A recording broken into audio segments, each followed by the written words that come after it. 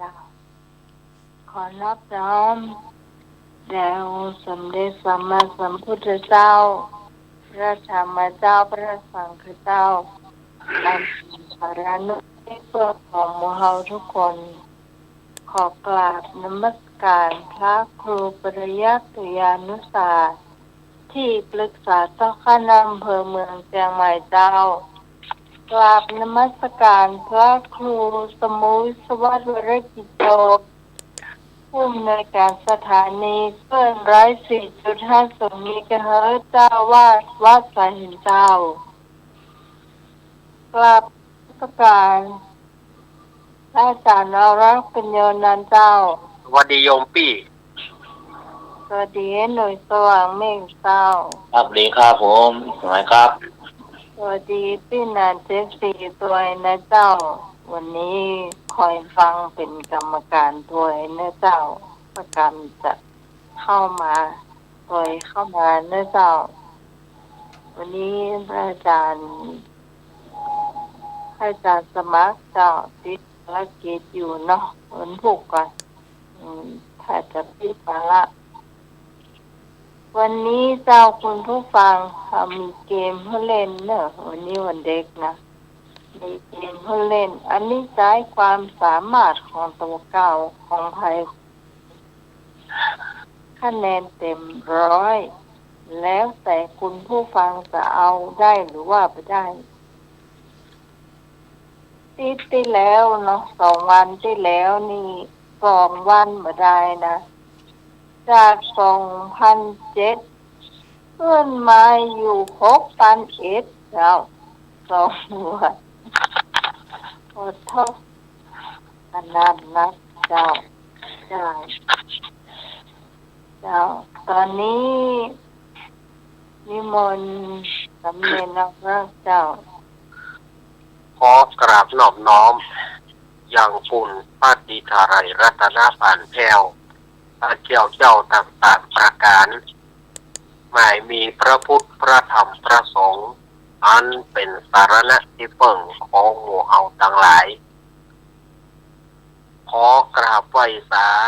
บุญญาบารมีธรรมท่านอาจารย์ท่านพระครูสมุวิศวัตวรกิจโจผู้อำนวยการสถานีวิทยุคลื่นพระพุทธศาสนาการศึกษาและวัฒนธรรม104.50ท่านเจ้าอาวาสไผ่หินพร้อมไปด้วยพระสงฆ์องค์เนรทุกองค์ด้วยความเคารพอย่างสูงสุดยิ่งครับผมสวัสดีโยมปี้พิสมัยผู้ดำเนินรายการเจ้าสวัสดีลุงหนุ่ยเดนเนอร์ครับผมข้าราชการครับผมจากครับแล้วก็เจริญปอนคณะสาธุชนคนดีเฮาทุกท่านก็ปิกมานั้นสถาญาติโยมหลังจากที่ห่างหายไปอาทิตย์เนาะอาทิตย์ที่แล้วมาบ่ไหวสักกรรมพอดีไปเจอไข้หวัดงานที่ห้วยงูในก็ตัวเก่าก็ตึงปัสบายอยู่แต่ถ้าบ่ไปก็เปิดมีบุญมีกุลต่อเฮาแม่กนกพิษชัยนาร้านนานาพันธุ์เพิ่นก็มีบุญมีกุลเพิ่นมีการมีงานเพิ่นก็ช่วยส่งปัจจัยมาร่วมทำบุญบ่ไปหาเปิ้นก็ล้ำให้ล้ำเหลือไปก็ไปตึงบัดสบายนะ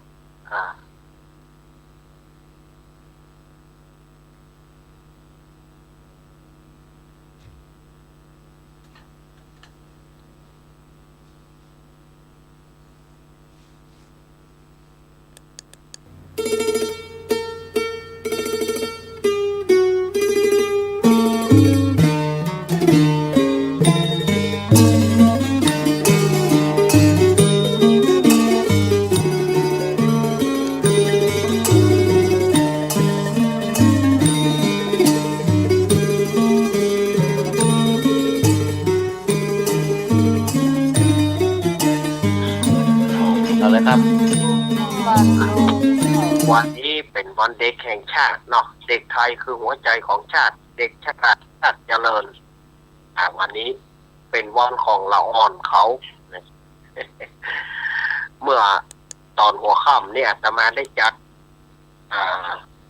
ขึ้นสีขาวเนาะแล้วก็ได้ถามว่าเล่นไปว่าของลูกโป่งก็ละอ่อนพ่องเลยเนาะว่าเล่นกับว่าเล่นปนไป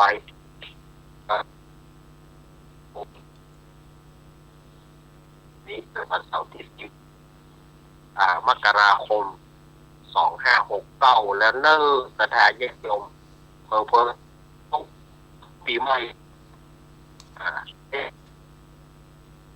วันที่3แป๊บเดียวต่อไปก็เชิญลุงหนุ่ยได้ทักทายคุณผู้ฟังดีกว่าเนาะขอกราบนอบน้อมพระเถระลูกเถระลูกของครับผมขอกราบการอาจารย์พระครูสมบูรณ์วิศวะวรกิจโจครับผมที่มีการเวลามากครับการอาจารย์ครับผมสมัยนะครับผมดอนหัวหน้าธรรมะกายเกียรติครับมีดร.สมเทปีนะครับผมครับธรรมะกายเกียรติทุกท่านทุกคนนะครับผมนี่วันเด็กใส่หมวกบอกหนูนะครับผมเจอแล้วครับเจ้าวันนี้เกมที่เราจะเล่นก็คือเราจะร้องเพลงนะเจ้าคุณผู้ฟังจะร้องเพลงเอาเฉพาะ2เพลงตอนเนอะเอาวรรคใดวรรคหนึ่งที่คุณผู้ฟังร้องได้นะเจ้าสัญญาณรักสัญญาณใจของผมเจอเนาะครับคำวอนก่อนลาวรรคเดียวตอนน่ะเชิญเลยนักร้องเชิญนักร้องมาจากต่างประเทศนั้นเชิญเลยครับ1เจ้าเด็กหญิงยังก่อนเด็กหญิงต้องเชิญเลยสังสีการตูนเชิญเดี๋ยวครับผมจ้าสวัสดีเจ้าครับโอ้ได้ลูกโป่งที่แกวันนี้ไปวันเด็กได้สแกนโอ้ลูกควายลูกเดียวประกาศที่สกามเนเจ้า2ก็คือเด็กหญิงณัฐนันท์มโนคำนะเจ้าแล้วก็นันเด็กหญิงอารีเนาะต้นเปาเนอะเด็กหญิงประทุมพรเอราวัณเนาะแล้วก็เด็กหญิงกรกมลเคยกลางเนี่ยนะแล้วก็เด็กชายหนุ่ยสว่างเมฆเจ้าครับผมชายวีรพงษ์เจ้าเด็กชายเอกเนาะเด็กพยาวเนาะเด็กชายเอกเด็กชายประภาสข้างวัดแม่หลิมเนาะ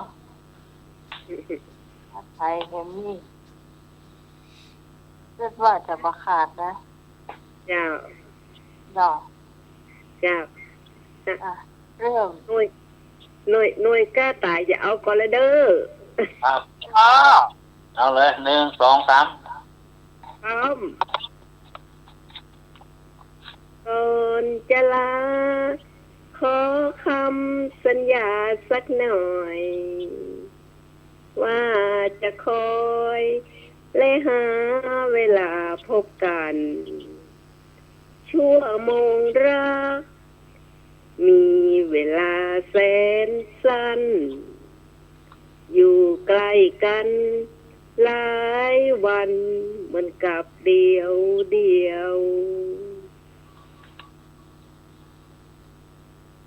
เจ้าวันเลยเจ้าวันเลย อันนี้ถ้าเฮอข้าเจ้าเฮอแทนคือทำเอาเพี้ยนไปขี่จะเพี้ยนไปหนูพี่หนาน74จะเฮอก็ได้คะแนน100นั่นสี่เนอะเดี๋ยวข้าเจ้าฟังแล้วขี่ไป ครับผม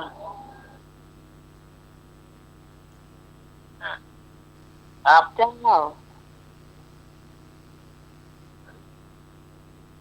สวัสดีเจ้า เอา สวัสดีเจ้า ครับผม ได้เลย เอาเลยครับ อู้มาเลยอู้มาเลย เปียง ไปไม่ได้ เปียง มาใหม่เนอะ ครับ หอมมาเลยเจ้า มาใหม่มาใหม่ เข้ามาเลยเจ้าจะเป็นไทยก็ได้ที่ข้าเจ้าเอ่ยไปตะกี้ มาเอกมาพะเยามา อ้าวมาแล้ว เจ้า แล้วเด็กหญิง ใจมันรู้เจ้า นักหญิงมาแล้ว ที่ฮาน่ะจะต้อนสองนะเจ้า เจ้า เจ้า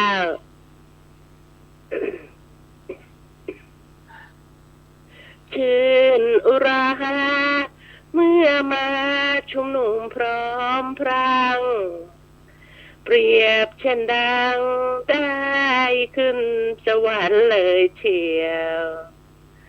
ร่วมบันเทิงใจร่าเริงหายเปลี่ยว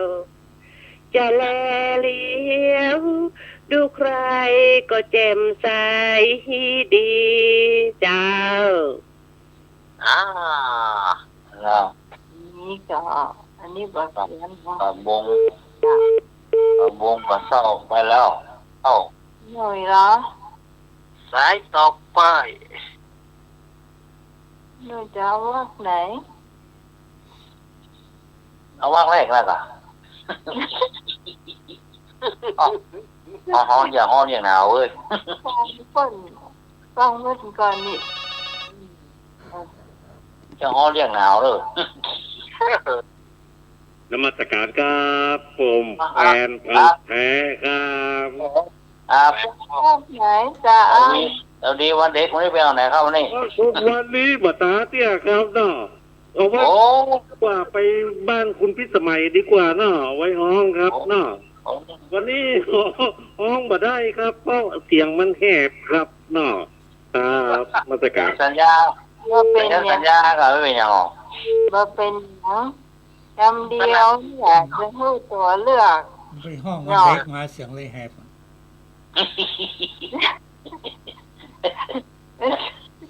ใช่ มาเสียงแหบว่ะ จะให้เลือกว่าจะให้ใครเป็นตัวแทนของเจ้า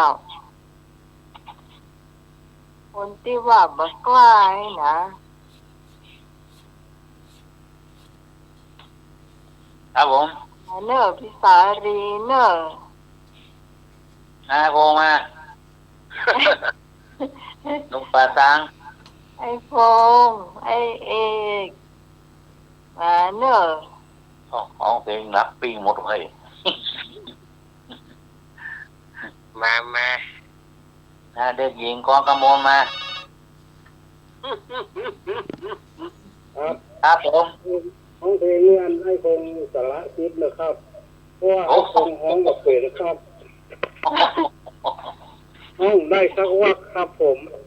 โอ้เอาซะหน่อยก่ะ ป้า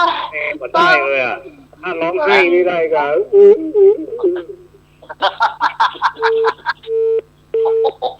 ยืนยันเดียว2 คนละ สู้ 2 สิ คนละคำเดียวจะให้ตัวแทนให้เลือกมาเนอะ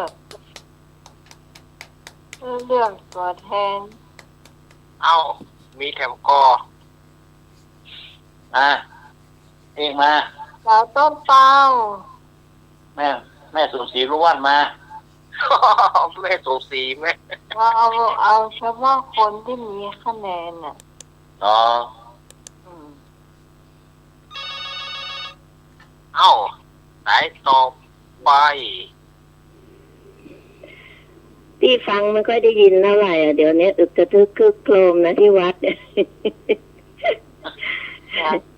เขาแห่ก็เขาแห่อันปล่อยเข้ากันของพี่จะร้องเพลงสัญญาณรักสัญญาณใจนะ ยังไม่ได้พูดเลยเดี๋ยวท่อนไหน เอาท่อนแรกจ้ะ เอาสูตรเพลงเลยเนาะ เอาท่อนเดียวก็พอก็เอาท่อนเดียวก็เอาท่อนเดียวกันหน่อย ครับ ลองก็ได้นะ ไอ้หน่อย ครับ จะให้ร้องเผื่อหรือไง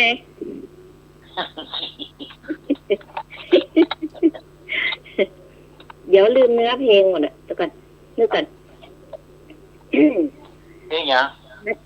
ที่วัดก็ลืมฮะ เพลงยังเพลงแรกก็เพลงที่สอง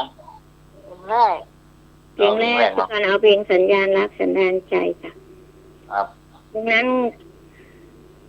ไว้ให้หนุ่ยร้องจ้ะ ครับสบายมากเดี๋ยวผมรับคนเดียว200เพลงละ100อ่ะ หลับตานอนไม่ลงไฟพะวงถึงเธอนานแล้วไม่ได้เจอ โอ้เธอที่อยู่ห่างไกล อยากไปหา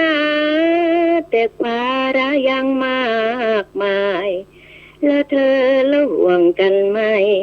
ยอดดวงใจที่ชายคนนี้จ้ะ ครับ อันนี้บ่ผิดบ่เพี้ยนเลย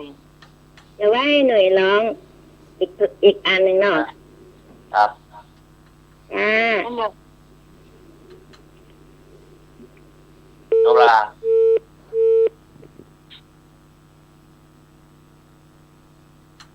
ท่อนที่3ไอ้หน่วยห้องได้อ่ะ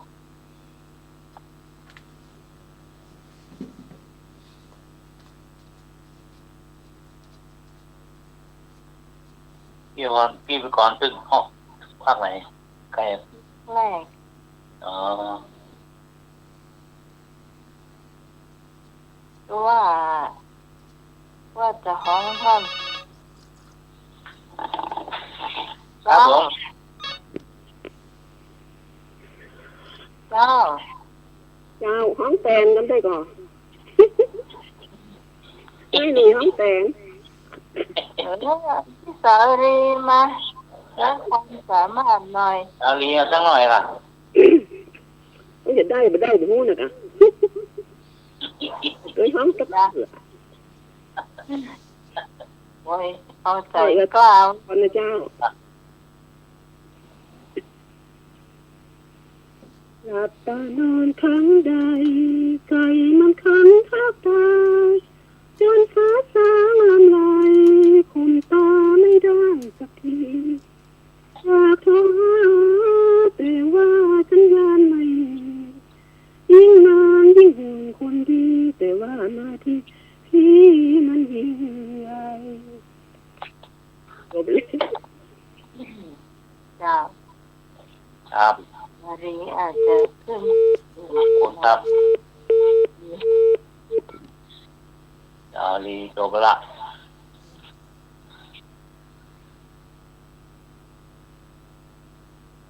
อ้าว ไอ้หน่วยต่อเลย เพลงคำวอนเนาะนักจ้างเอาเองดีกว่า ลงไปได้เพียงสัญญาณความรักเนี่ยท่อนเนี่ยไอ้หน่วยห้องได้อะไร เด้อทรงเนี่ยลืมเวลา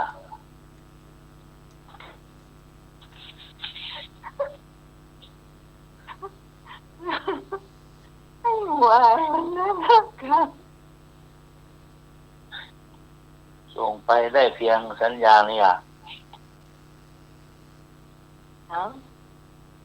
เนี่ยคือว่าฟังหูซ้ายออกหูขวานั่นละ เอาเพลงนี้ดีกว่าคำวอนก่อนลาดีกว่า เอาเลยอ่ะ ฮัลโหลก่อนจะลาขอคำสัญญาสักหน่อย ว่าจะคอยหาเวลาพบกันทั่วมองรักมีเวลาแสนสั้นโอเคป่ะ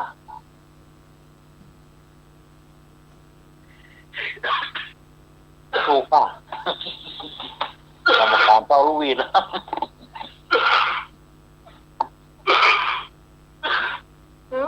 โอ้การหมุนโอ้การร้องอ่ะ ก่อนจะลาขอคำสัญญาสักหน่อย ว่าจะคอยหาเวลาพบกันชั่วโมงรักมีเวลาแสนอยู่ใกล้กันอันเดียวชื่นอุราได้มาพบกันโอ้มาได้ละไปคนที่คนทางละ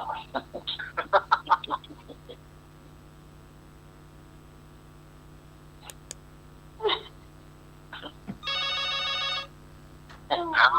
อาละมาดีว่าบดีเลย พี่สมัยเจ้า ครับ มันเป็นคนแลได้ของเจ้า ครับ ไอ้นอจะร้อง ไอ้อย่างที่เจ้า เพลงที่มันใช่คนเอาแลก็ได้นอ อ๋ออันนี้ภาคบังคับเหรอ น้องได้เสียงมัน ภาคบังคับเจ้า อันนี้เขาก็แดดเนาะ ตัวปีเจ้าปีผ่านไปต้องร้องอะไรสักวักหนึ่ง มาได้เจ้าจะร้องเพลงเพลงแย่ลูกไม่แคร์วันนี้เก่งวันดีกันร้องแล้วมาเอาคะแนนในห้องโชว์ก็ได้เจ้า อ๋อลองดูเจ้า นี่อย่างเหรอ ปริญญาลูกไม่แคร์ อ๋อปริญญารู้ไหมคะครับ แม่ทุกคนลำบาก ครับ ให้ลูกสบายไม่ไกลไม่ไกลให้ทำไปสุขจะเดินนู่นนี่คือทางทวันใจลูกค้าเรียบร้อยเรียบร้อยรักอาชีพแค่ช้าจำทนสู้ไปไม่บ่นอดทนเพราะลูกเลยมาพี่อยากเห็นใบสัญญาที่เรียกมากับพี่บอกแต่ลูกใจแม่ก็ถูกคือคนไม่ยอมให้ลูกไม่ปวดต้องทนหาเงินเพียงเดือนเมื่อทางให้ลูกดีใจบางเดือนไม่ขอเข้าใจเงินเงินใจแม่เงินเห็นด้วยน้ำตาเพียงแค่มาทั้งทางเพราะว่าลูกคุณพาเพียงน้ำดังแม่บังใจแม่ต้องสังต่อมาตั้งแต่พ่อเจ้าจากไปผู้แก่น้อยใจช่วยน้ำตาอยากเดินกันทุกใจไม่ยอมสักมาแม่หวังพึ่งไปสัญญาที่ลูกคว้ามาพักน้ำตาใจมือให้คุณแม่ทุกคนนะเจ้า ครับโอ้ห้องเพลงเก่งลง อันนี้น้องสาวปาแดดเนาะ ป้าแดนเนาะ จ้ะ ครับขอบคุณนะครับ เป็นสมาชิกใหม่ อีกใหม่เด้อครับ มาทั้งไทยเนี่ย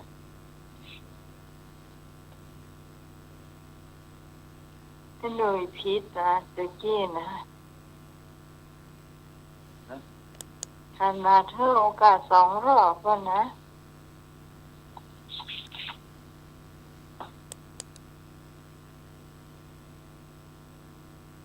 พี่สาวประทุมพ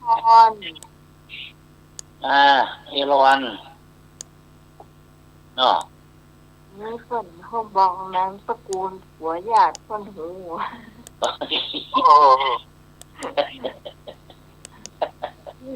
หัวญาติที่มีเลยประทุมพรก็กันเนาะเอราวัณไอ้จุ่มเจ้าหัวเหรอ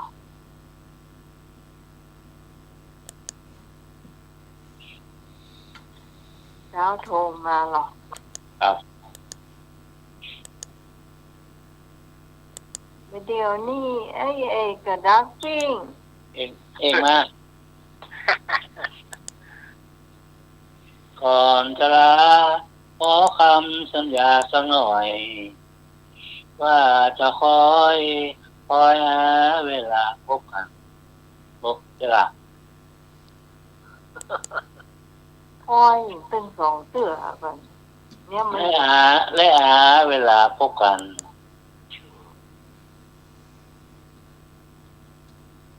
ได้จำมาได้แล้วสมองมันคดีแล้ว ขนาดนั้นพี่สาวพี่พรต้นท้องใจพี่ตองกับห้องก่อนนะครับ โอ้เสียได้พี่สารีขึ้นเสียงสูงไปหน่อยที่ถูกปะนะถูกข้อถูกทุกอันแต่เสียงแค่สูงขึ้นเสียงสูงไปหน่อย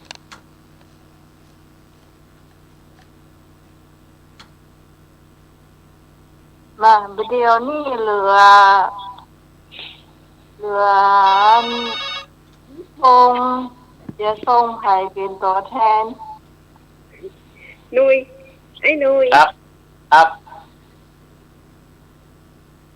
บผม ห้องแตนบอกจะเอา50 คะแนนมาได้อ่ะ ครับ โดนเข้าทันทีเลยอ่ะ ครับ มาแล้ว พี่ทองเดี๋ยวบอกก่อน ฮะว่า พี่ตองของเป็นพี่ตองเอาไปสาวคะแนนให้หน่วย80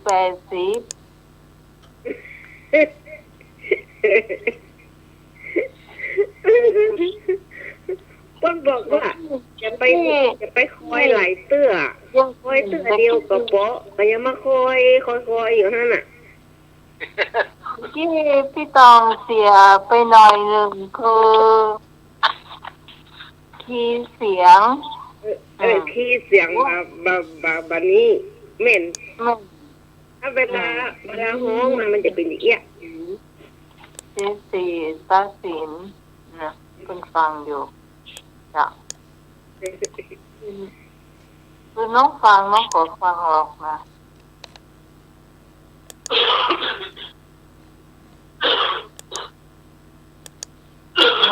ห้องแซนจะได้ไหม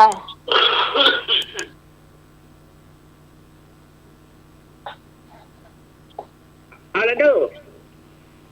เอาเลย ครับห้องทางไหนโทรมาว่าให้หน่วย เข็มนาฬิกากำหนดจำใจงดเสียงเพลงบรรเลงเสียทีหมดเวลาจำต้องลาน้องพี่ ให้โชคดี แล้วมีโอกาสพบกัน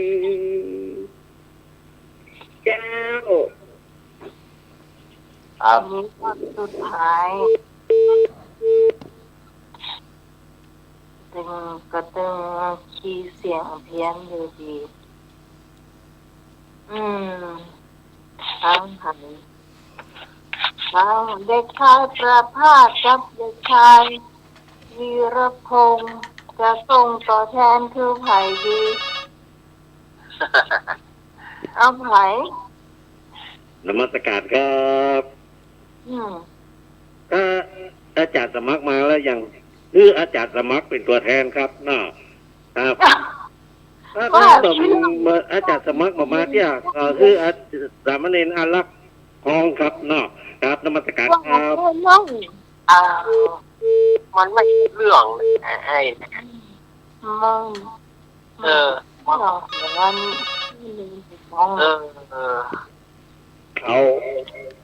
เอาพี่พรก็ได้พี่กรก็ได้เป็นตัวแทนของครับผมครับคนใดคนหนึ่ง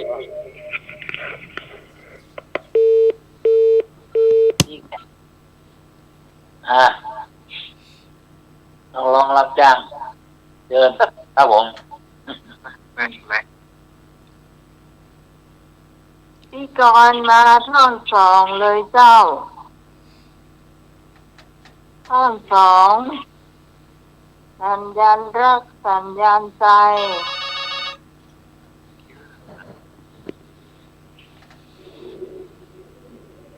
ให้พี่แทนไอ้พงษ์เหรอ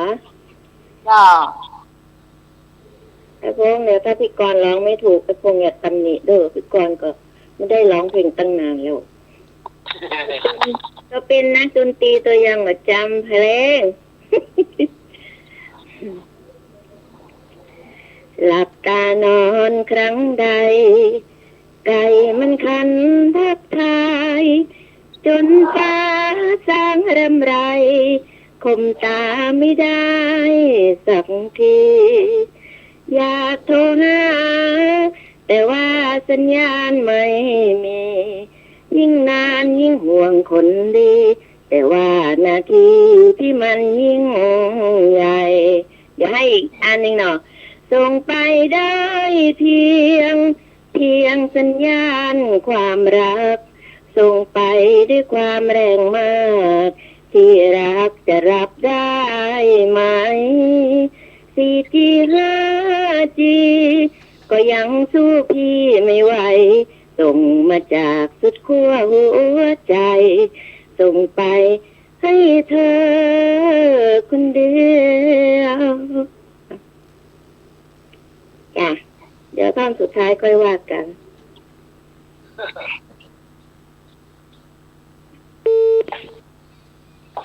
อันนี้ให้กับไอ้พงกับไอ้บ่าวแม่ลิมกันแล้วกันเนาะครับ2 คนพี่กรท้องแทนถึง2เนอะเอาให้พี่อารีแก้ตัวรอบหนึ่งเจ้าพี่อารีแก้ตัวรอบหนึ่งเจ้าเอาวักไหนก็ได้วิกกี้ขึ้นเสียงสูงไปไหน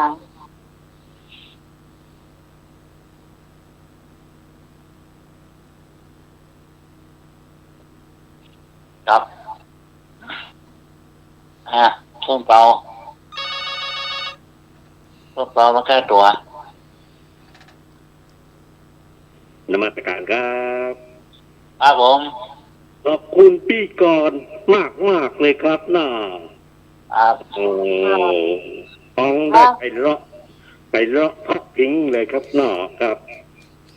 แล้วอย่าลืมซาลาเปาเนอะ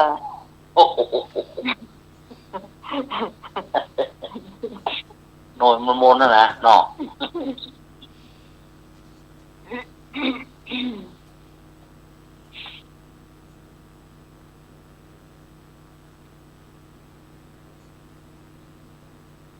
พี่สารี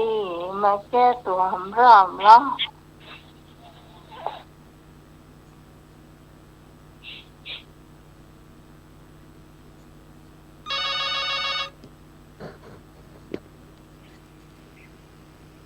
มันมาจ้างห้องไปมันก็ยังเก่าเลยก็น้องไหม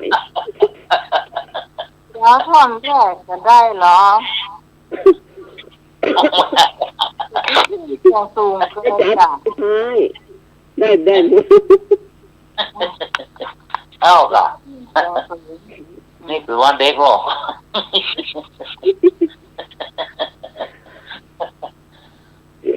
คือมาเป็นวันเด็กห้องเพลงเอาสมุดดินสอ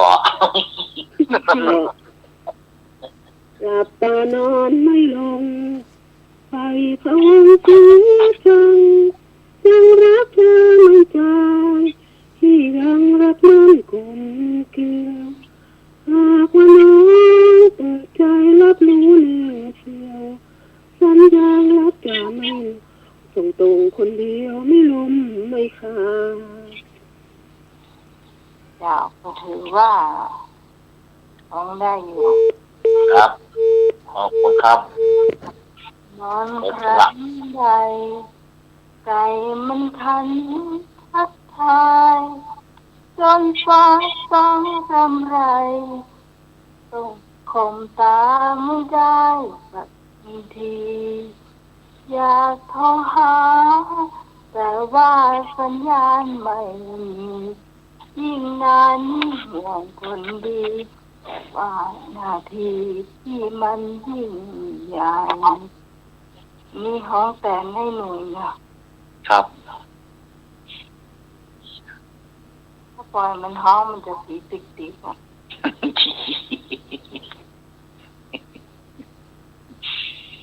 เพื่อนห้องไผ่ น้องไหมของพี่พรล่ะน้องไหมรวดร้องแทนเลยล่ะ ตอนน้องตอนเป็นวันอ่ะ หน่วยอ่ะไอ้หน่วยจะรับจ้างร้องเพลงอย่างเงี้ยไม่ได้สักบาทอ่ะ เดี๋ยวนี้ยังใครอยากให้หัวปันเป้อหัวน่ะแม่เกณ มัน ฑ์ ได้หัวต้นน้ำมูกไหลหมดเนี่ยเดี๋ยวเนี่ยเพื่อนว่าอย่าไปคอยหลายเตื้อก็คอยหมูขี้เตื้อว่ะคอยไข่ล่างเหลือง มันมาสักเสือแล้วก็ เดี๋ยววิการ ก็อ่านมือมันมนนะมาสักเสือ คอยขี้เกียจ เดี๋ยววิการ ให้เลือดร้องแทนพี่พรไปด้วยล่ะ วิการเอาเดียวกันของพี่พรเอราวัณจ้ะ เดี๋ยวให้น้องใหม่ร้องจบก่อนเดี๋ยวพี่จะลองร้องเพลงคำวอนก่อนลาดิเพราะพี่ก็ไม่รู้ว่าพี่ร้องได้ไหม น้องใหม่ร้องไปก่อนร้องจบก่อน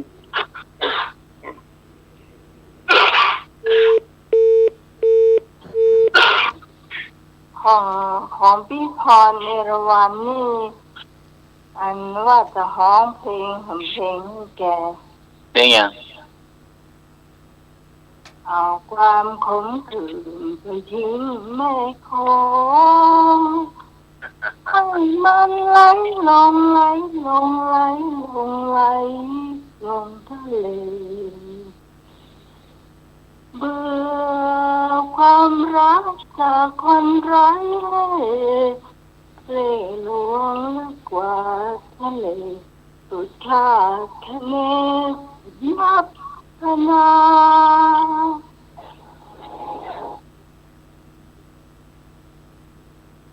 เห็นไหม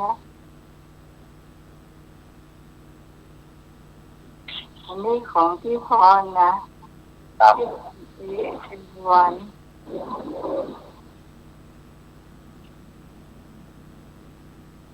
แล้วแต่วินาทีสีว่าจะให้คะแนน เอาดอก จ้ะ ครับแล้วหรอ ไปห้าปีนานเลย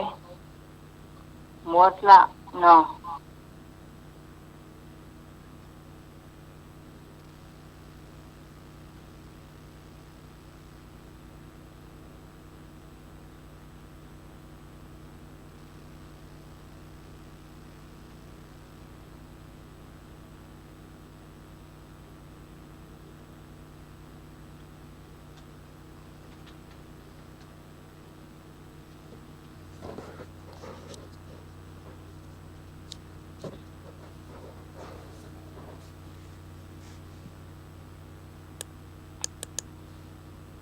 หรือยังเบอร์เจ้า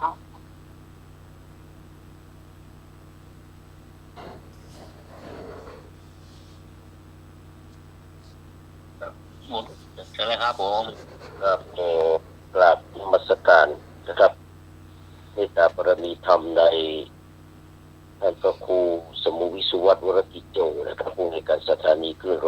104.50 เมกะเฮิรตซ์เจ้าวาดวัดป่าหินภูมิเมตตานะครับกราบไหว้สาท่านอาจารย์สามเณรเอารักษ์ปัญโยนังเลยครับสวัสดีพ่อแหนนครับแล้วก็สวัสดีกับพี่พิสมัยสุริโยดรหัวหน้ารายการธรรมะไขเครียดนะครับจ้าสวัสดีเจ้าครับสวัสดีกับไอ้หนุ่ยสว่างเมฆนะครับครับผมดีครับผมนะครับครับสวัสดีกับบรรดาญาติธรรมนะครับมิตรรักแฟนรายการธรรมะคลายเครียดทุกท่านนะครับที่ติดตามรับฟังทางคลื่น 104.50 เมกะเฮิรตซ์นะครับก็วันนี้นะครับก่อนที่จะเข้ารายการก็ได้ฟังเพลงเนาะหลายคนหลายท่านก็ฟังเพลงแฟนพันธุ์แท้ก็จะคือท่านสมัครของแต่สามเณรเอารักตัวเนาะสามเณรรักโอ้เพลงนี้บ่ค่อยถนัดก็ได้นะถ้าจะเต้นเต้นเล่าจ๋าได้วะโลกนี้บ่มีภัยหัวใจภัยแน่นอนยกช่องอันนี้จะได้อยู่เนาะก่อนจะลาขอคำสัญญาสักน้อยว่าจะคอยและแห่เวลาแป๊บก่อนนะชั่วโมงรักมีมากมายแสนสั้นอยู่ใกล้กันเหมือนปัดเดียวเดียวเพลงนี้มาห้องแตนท่านสมัครแตนท่านสำเร็จเอารักเรียบร้อยละวันนี้ก็เป็นวันเด็กเนาะนะครับเจ้าประคุณสมเด็จพระพุทธโฆษาจารย์หรือว่าท่านประยุทธ์โตนะปอประยุทธ์โตเพิ่นได้บอกว่าไฟฝึกรักศึกษาจะมาเป็นเลิศนะครับคำขวัญนายกตัวเบอร์ผู้เหมานะครับคนนักหนาป้าป้านชอบพูดกันว่านะครับมนุษย์เป็นสัตว์ประเสริฐแต่ความจริงบ่ใช่พระเพิ่นบอกได้ว่าจะอั้นนะพระเพิ่นสอนว่ามนุษย์เป็นสัตว์ที่ฝึกได้เมื่อได้ฝึกได้ศึกษาแล้วจึงจะประเสริฐเลิศล้ำที่สุดทันโตเศรษโธมนุษย์เสสุเนาะสัตว์อื่นทั่วไปนะครับเกิดมาแล้วปัตตานีอย่างก็เป็นอยู่ดำเนินชีวิตของมันไปได้อย่างลูกเป็ดนะออกมาจากไข่ตอนเจ้าจะเที่ยวไปฝากแม่ไก่เลี้ยงนะเป็ดออกมาตอนเจ้าสักกรรมโอ้ถ้าเป็นเป็ดมันก็ลงตัวแม่มันไปแต่แม่มันเป็นไก่มันลงมาได้นะครับลูกมันลงไปคนเดียวแม่มันก็เตียวไปแต่มันตะลิงถ้วยลูกมันนี่ส่วนลูกงัว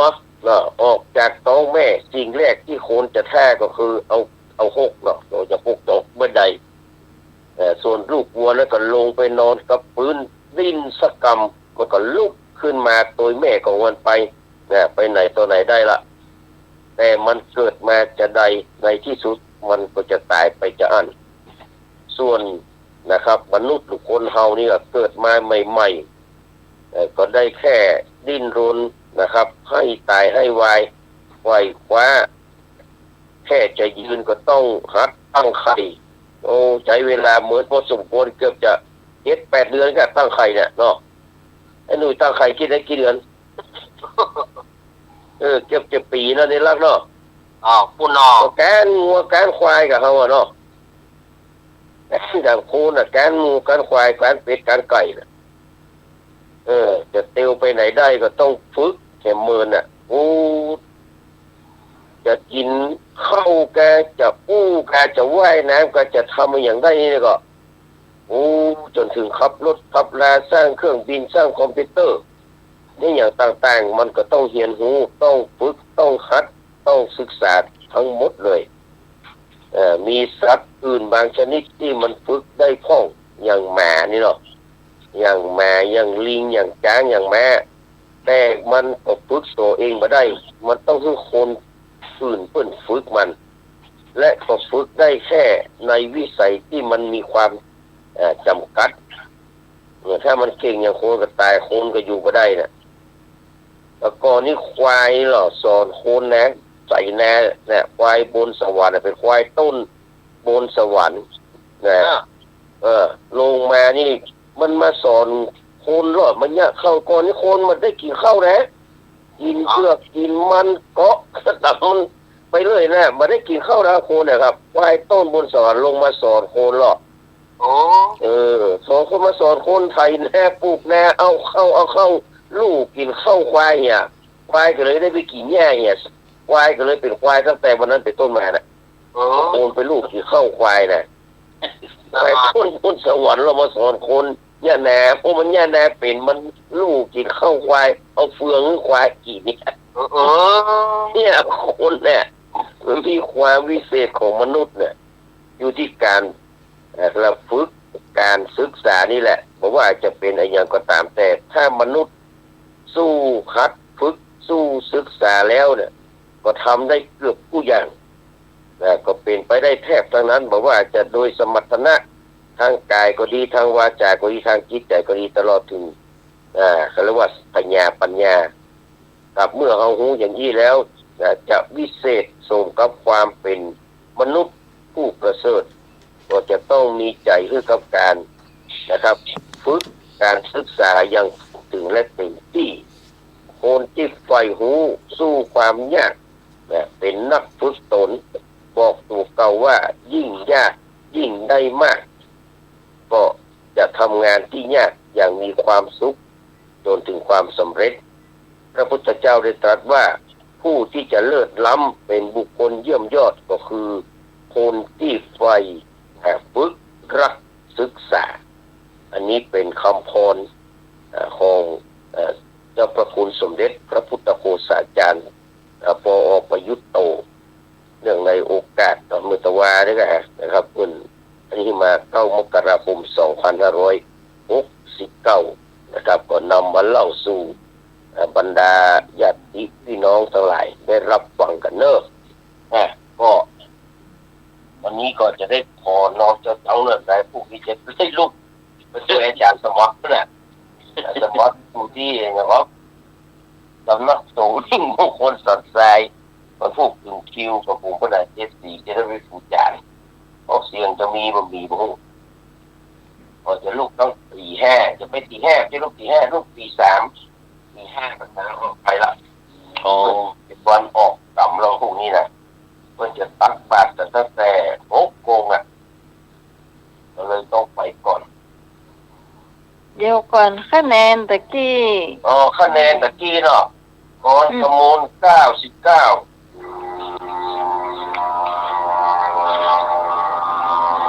ก่อนสมุน99นะครับแล้วไอ้ผมก็ต้องคนพี่ของเขาชื่อของกันด้วยมันเสียงก็เหมือนกันนะพี่เป็นตอนใน99พี่เหี่ยมของพี่อาลีเนาะพี่อาลีได้88พี่ตรงได้88เท่าเดียวกันต้องแล้วไปที่ห้องเต้นอ่ะเต้นไปมั้งก็นี่ไปที่ห้องอ่ะพี่ก่อนห้อง3 คนเนาะครับ3 คนพี่ก่อนได้99พี่ตรงครับพี่อาลีได้88ครับมีได้55ผมได้55หรอกได้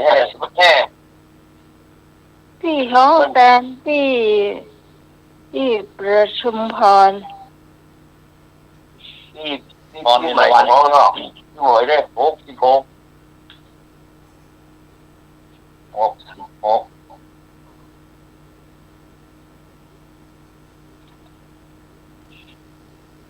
มาครบแล้วเนาะ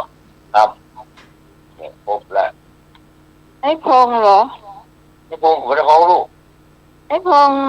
พี่กรแตนเหรอ พี่กรแตนอย่า เจ้า พี่กรแตน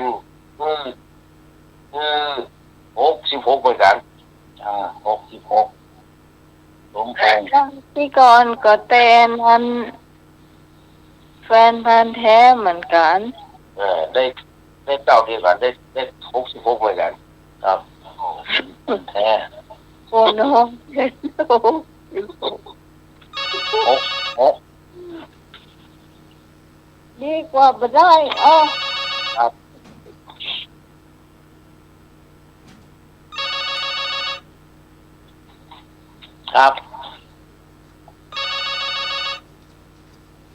ครับผม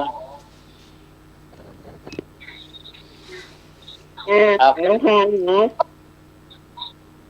ของน้องพรพี่หนานยังไม่ได้บอก พี่ปอนห้องก็ นัทนัน แล้วท่านั้นน่ะที่น้องหมายว่าไอเอกเราก็ไม่ได้ร้องแทนมันน่ะของไอเอกลืมด้วย นัทนันท์พร นั ประ ก เสริฐ นั้นอยู่ในไลน์ของพี่ปริยาไม่แคบสิกะ ไม่ใช่อันนั้นอีกคนนึงจ้ะอันนั้นน้องใหม่ โอ้ จ้ะ โหเพล น้ ง องพ อะ รร้องเพลงอันคำมอนก่อนลาพี่หนาน ตีมัน บนก่อนแล้ว จอชื่ออุรา โอ้อันนั้นได้70 มันได้70 นี่ของพี่พรปทุมพรได้เท่าไหร่นะคนได้จดไว้ที่น้องใหม่น้องแฟน66 16เนาะไอเอกไอเอกไม่ได้มีใครร้องแทนมาเลย เอง นี่ นะ หนานแตน หนานร้องแต่เดี๋ยวนี้เลยทุกคนจะฟังเอาละเต็มตา โอ้ห้องได้ว่ะเดี๋ยวก่อนเลย ได้สองเพลงเนี่ยมี รอบ เพลง เดียวรอบเดียวรอบเดียวบ่ได้ ท่อนเดียวไม่ได้ อันพี่หนานสองเพลงเนี่ย เพลงสัญญาณรักสัญญาณใจแล้วก็ แต่เราแยกเราห้องไม่ได้เลยนะห้องได้เลยเอาบนก่อนลาท่อนท้ายเนาะ เอาว่าก็ได้อ้อ เอาบนก่อนลาท่อนท้ายเนาะ พี่หนานตัดสินว่าไปก่อนเนี่ยพวกพี่กรณ์จะตัดสินพี่หนานว่าไง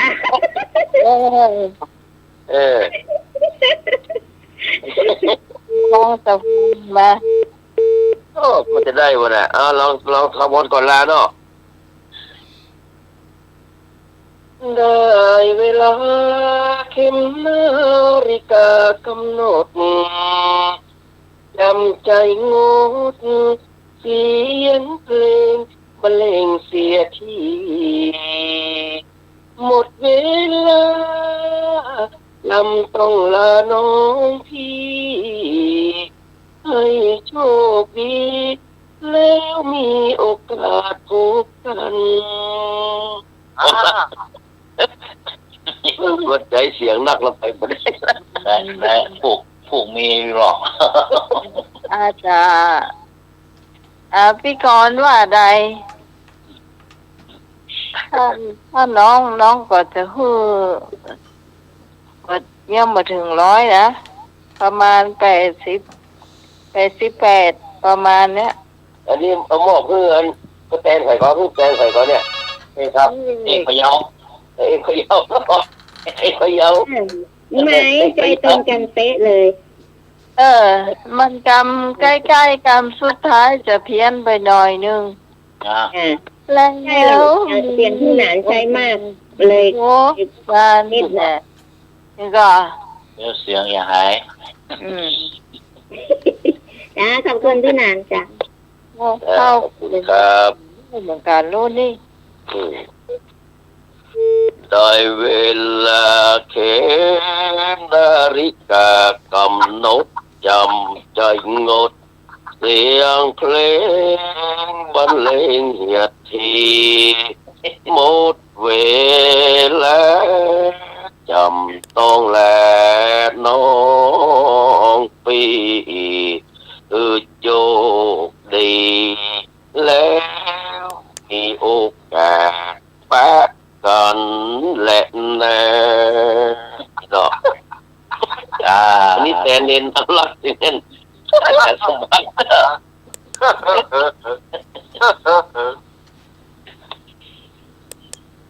ต่อไปเข้าสู่คำถามเนอะเข้าสู่คำถาม บอกเกิน20 คะแนน คำถามแรกนี่ก็เอาไปเลย30 คะแนนบ่ถึงละถึงแล้วเนาะบ่ถึงละต้อง3 คะแนนสูงสุด 3 คะแนนเอาความไวเนอะมหาวิทยาลัยแห่งแรกของประเทศไทยคือมหาวิทยาลัยไหนมหาวิทยาลัยธรรมศาสตร์มหาวิทยาลัยธรรมศาสตร์และการเมืองขอไข่จุฬาลงกรณ์มหาวิทยาลัยคอควายมหาวิทยาลัยศิลปากรงองูมหาวิทยาลัยเกษตรศาสตร์มหาวิทยาลัยแห่งแรกเจ้าขอไข่เจ้าจุฬาลงกรณ์มหาวิทยาลัยเจ้าครับพอเจ้าก็คือแถมเอาความไวเนอะที่หอมาแล้วเนี่ยใช้ความไวอย่างเดียวพ่อขอไข่จ้ะมหาวิทยาลัยจุฬาลงกรณ์มหาวิทยาลัยจ้ะครับ2ละมา2 4มาเด็กหญิงประวงมาเจ้าไม่ต้องก็เอาขอไข่นะเจ้าครับขอใครพูดนึงเนาะเจ้าครับมาโวมาเพลงมองเฮ้ขอใครนะกะครับขอใครเนาะไปติดครับเบลลีมาเลยแม่สุกี้ก็หายแซ่บแม่จงจีลูกวัดก็หายแซ่บแม่สังแป้งหายแซ่บมาติดกับขอไข่กับเปิ้ลนั่นแหละเจ้าครับขอไข่กับเปิ้ลเนาะแล้วต้นเป่ามาปลาเศร้ามามาตอนหลอกปลาเศร้ามาหรอกเศร้ามาแล้วครับพี่เนาะครับเศร้ามาแล้ววงมาแล้วมาแฟนมาแท้มาปีก่อนไอ้โผล่นี่นมัสการครับผมต่อปีนานมิพิกังกิยาสังวันนาวิเศษจากห้องเหตุเอ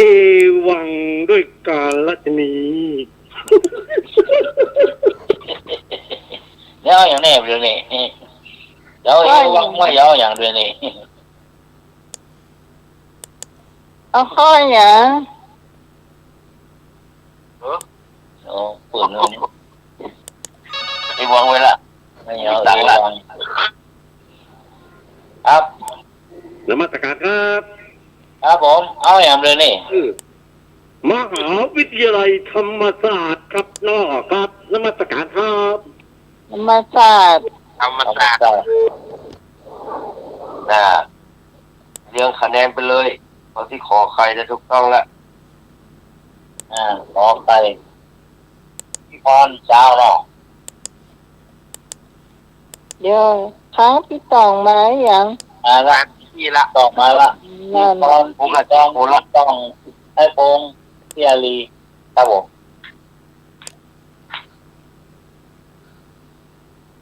พี่พรปลาเศร้าเจ้าเนาะข้อไหนชูขอใครตัวกันเป็นกลุ่มเนาะครับเจ้า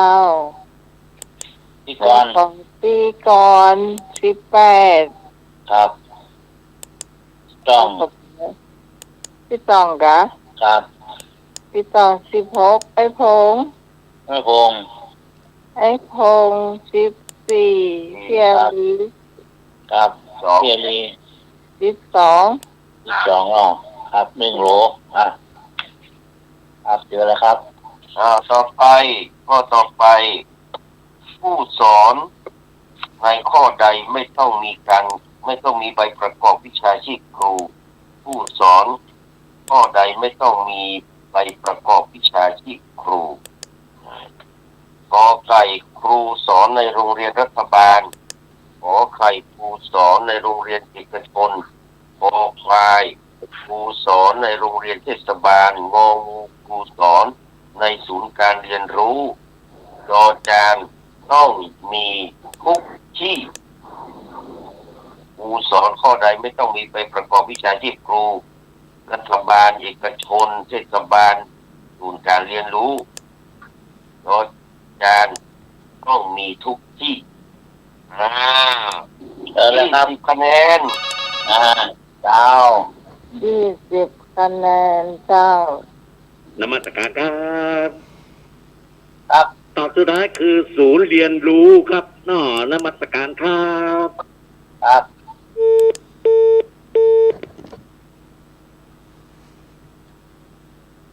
ใครจะมาอีกศูนย์เรียนรู้คะแนน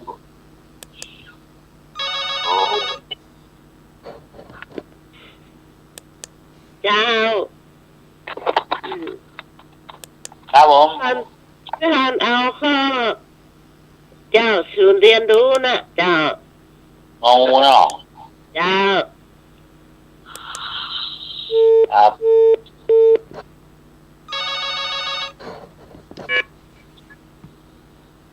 ครับ ข้อ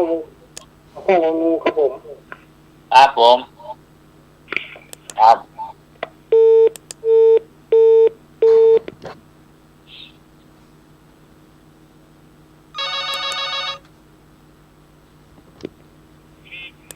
เจ้า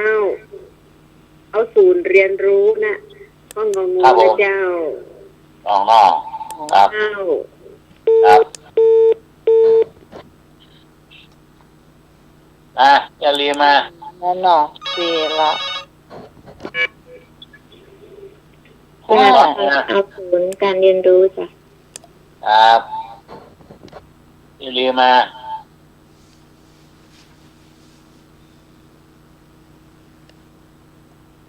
ค่อยจำไปเจ้า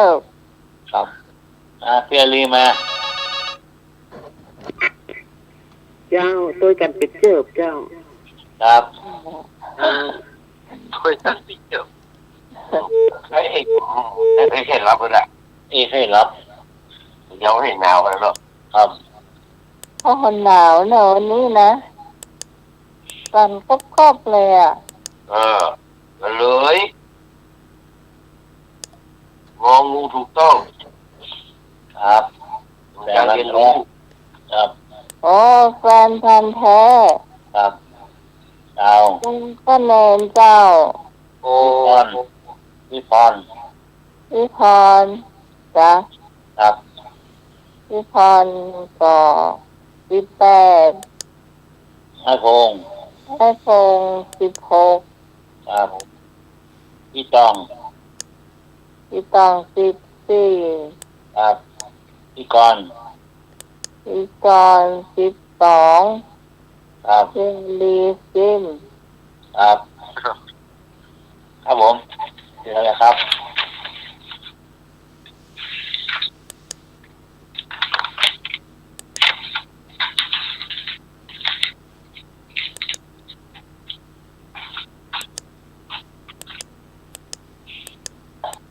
ตัวนั้นเนาะ ครับผม ต่อไปเลื่อยบ้านห้องก็เป็นเลื่อยนะบ้านห้องเนาะ ครับ เดี๋ยวเราเอาได้ผลจากการเลื่อยมันมีคำห้องเวลาเขาจะห้องเลื่อยนะห้องเป็นอะไรอย่างห้องเป็นแสกแกงเด้อกอไก่เลื่อยกอไข่ปื้นกอควายมืองงอันเลื่อยที่ห้องอย่างเลื่อยปื้นมืออัน20 คะแนน ครับเลยคำเดียว เอามาเลื่อยแต่ที่เขาเลื่อยไหมน่ะ ครับ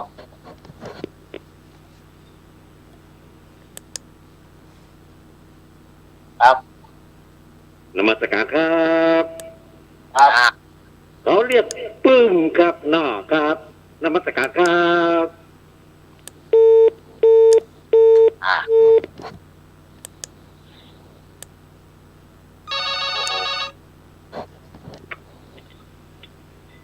เจ้าพี่พรก็เอาวันปืนมานั่ง แฟนพันธุ์แท้น่ะ เจ้า ตัวก่อนนั่นเนาะตัวก่อนควายนั่นเนาะ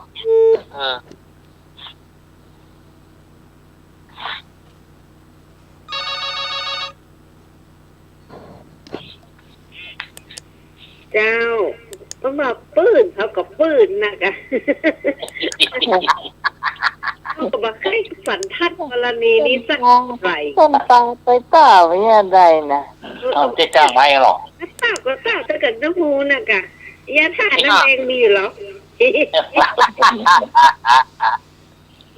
เลยก็หนึ่งถึงบนหนึ่งถึงรูมอ่ะเนาะครับผม ปืนคือปืนนะปืน นะ ปืนนะกะ ไอ้พงษ์หรอ ทำไมอันเดียวกันนะครับ ไปเดียวกัน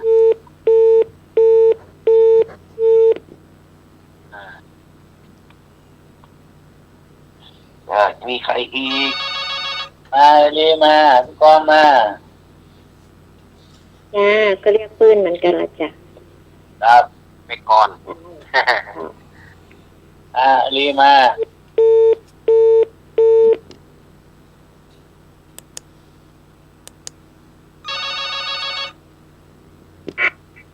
ครับ ตัวคนนะเจ้า ครับ จัง บ้านหมดเลยเนาะ ครับหมดแล้วครับ หมดแล้วถูกต้องปืนก็บ้านเขาในห้องเนี่ยก็เลือเนี่ยเวลาเขาเลือไว้แต่เพื่อห้องเป็นอย่างเป็นจุ้งเป็นที่ไม่ใช่ไง เพื่อจักตา เลือเนี่ยเพื่อเป็นอย่าง เป็นอัน เป็นแก้งเป็นอย่างนั้นอ๋ออันนั้นมันเลือนั่นแหละก็ขึ้นกลางไอ้คางยางนั่นน่ะไม่ละเพื่อห้องคางยาง ที่สองคนจักกันนะ ทางยาง2 คนจักอยู่ตรงลูกขบวนนะมาผมละออนี่ไปใกล้พ่อยิงไม่ได้เลยอ่ะพ่อไล่เหิบเลยอ่ะว่าจริงคือมาทุกกับพ่อจริงวะทุกกับพ่อจริงถึงได้ไปใกล้แล้วที่เงื่อไหมนะเดี๋ยวหรอ มาได้ไปใกล้แล้วที่เขาลงญาติโดนไม่แช่เลยแล้วไล่เล่นจักเล่นนั้นส่งกับจักเนาะของส่งกับจัก โอ้ยไม่เสื้อหรือไม่ใส่อ่ะ ครับอันเลยที่อยู่บนคนหนึ่งลุ่มคนนะเป็นห้องเลยตั้งเนาะเลยที่อยู่นั่งตั้งของคลายจับกันไปแต่ว่าอันนั้นเป็นห้องเลยนอนครับผม อ๋อนี่จับมือแต่เพราะว่าเข้าใกล้จึงไม่ได้ขณะเขาจะแปลงสายประตั้งทุกคนยังพึ่งยากทีนี้มือที่เป็นนิ่มว่ะเรื่องผมต้องเงียบสักอย่างอันนี้ตุ๊กแต่เนาะหัวตุ๊กนี่ที่ก็ตุ๊กตกทิ้งแล้วไอ้ตรงไม่แท้เลยนะ ตุ๊กแต่หรอเลยไหมนะพ่อท่อ แน่เลย สมัยมา มันแท้เนาะมาแล้วนะ เป็นวันแท้เช้า โอ้จ้า แล้วลูกพุ่งแรงด้วย เงา คนเราได้ตั้งใจย่ำก็ได้เนาะ พี่พร พี่พร18มาพี่ตอง พี่ตอง16ครับให้พงษ์ ไอ้พง14ครับพี่กรณ์ พี่กรณ์12ครับ เยลี ครับ จ้าย กเต่า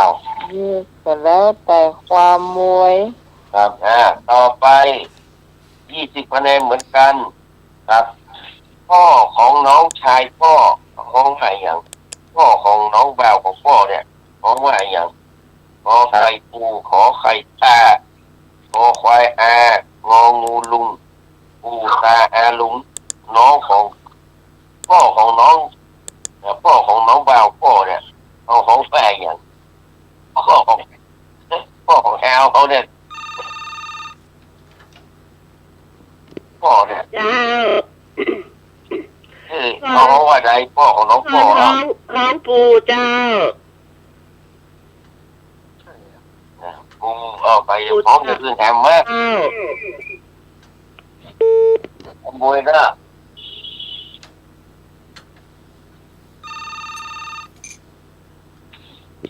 ครับ เจ้าห้องปู่เจ้า ครับพรเจรี พ่อของ พ่อของน้องชายพ่อ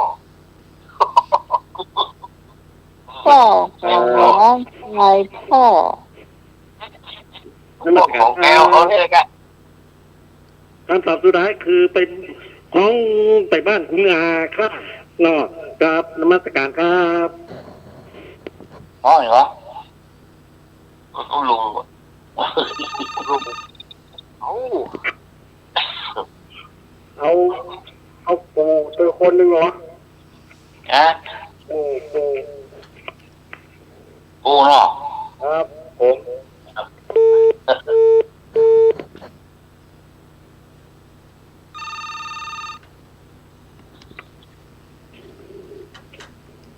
จ้าพี่กรณ์เอาปู่จ้า ครับปู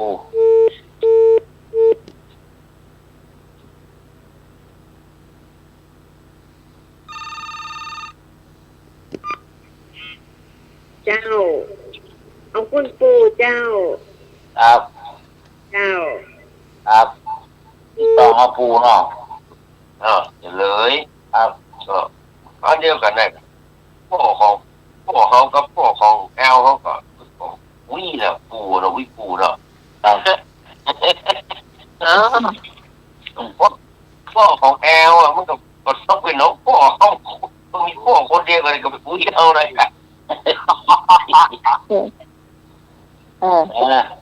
ติด พี่ ต่อ ชายพี่สาวเจ้าพี่สาวรีได้18เจ้าแล้วก็ พระพงษ์ พระพงษ์มาที่3ค่ะ ครับ พระพงษ์16 องค์16พิกร พี่กรณ์เดี๋ยวก่อนเนอะพี่กรณ์14 พิกร14เนาะ พี่ตอง ครับ พี่ตอง12ครับ พี่คนหนึ่ง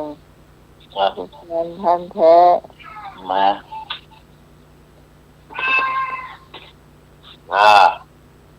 นี่เจ้า ก็ที่ข้อต่อไปก็20คะแนนเหมือนกันข้อใดเป็นกิริยาที่ต้องมีกรรมมารองรับนะข้อใดเป็นกิริยาที่ต้องมีกรรมมาสิ่งที่มารองรับนี่นะกอไก่ยืนขอไข่เดินกอไฟนั่งงองูนอนจอจานกินยืนเดินนั่งนอนกินข้อใดจะต้องมีกิริยามารองรับหรือมีกรรมมารองรับ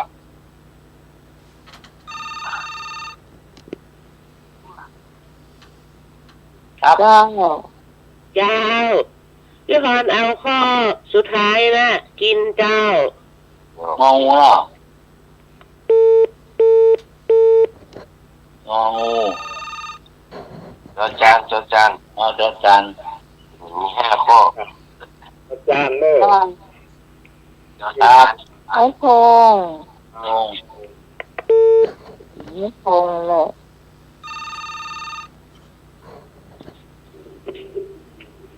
จ้าพี่กรณ์เอาข้อต่อจานจ้ะกินจ้ะ ครับ พี่กรณ์ 3ละนะ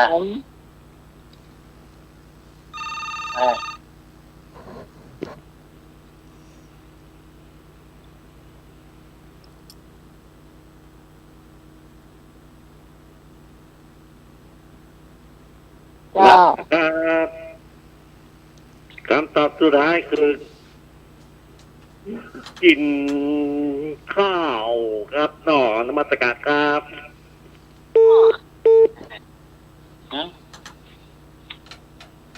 กินนั่นนะข้อสุดท้ายนั่นนะ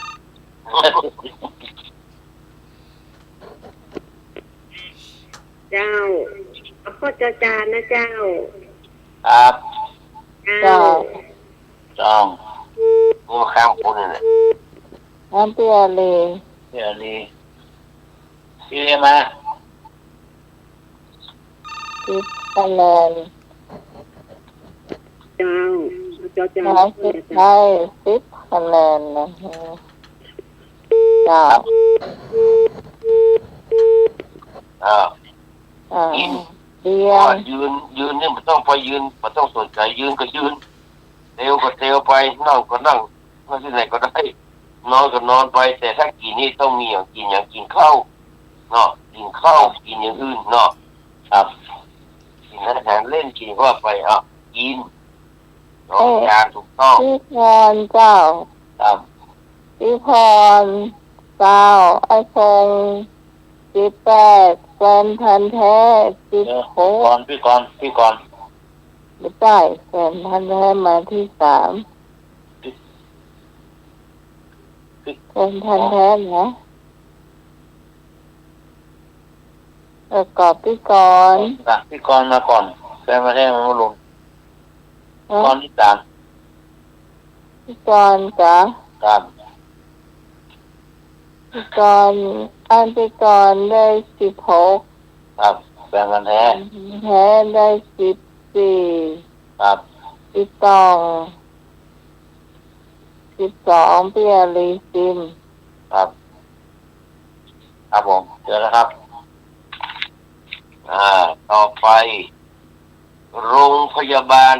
แห่งที่2ของประเทศไทยคือโรงพยาบาลอะไรโรงพยาบาลแห่งที่2ของประเทศไทยคือโรงพยาบาลอะไรกอไก่โรงพยาบาลศิริราชขอไข่โรงพยาบาลริมป้อมมหาไทยหรือว่าโรงพยาบาลบูรพาพยาบาลขอปลายโรงพยาบาลจุฬาลงกรณ์งองูโรงพยาบาลรามาธิบดียอจานโรงพยาบาลวชิระพยาบาลโรงพยาบาลแห่งที่2เนอะ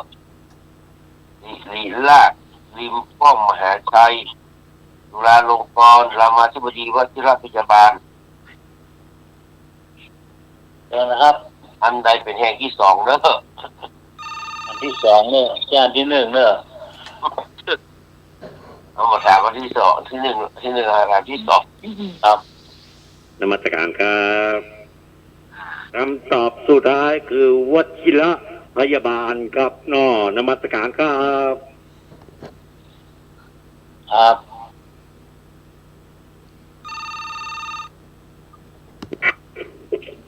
เจ้า พี่ก่อนนะข้าวกอไก่จ้ะสิริราชจ้ะ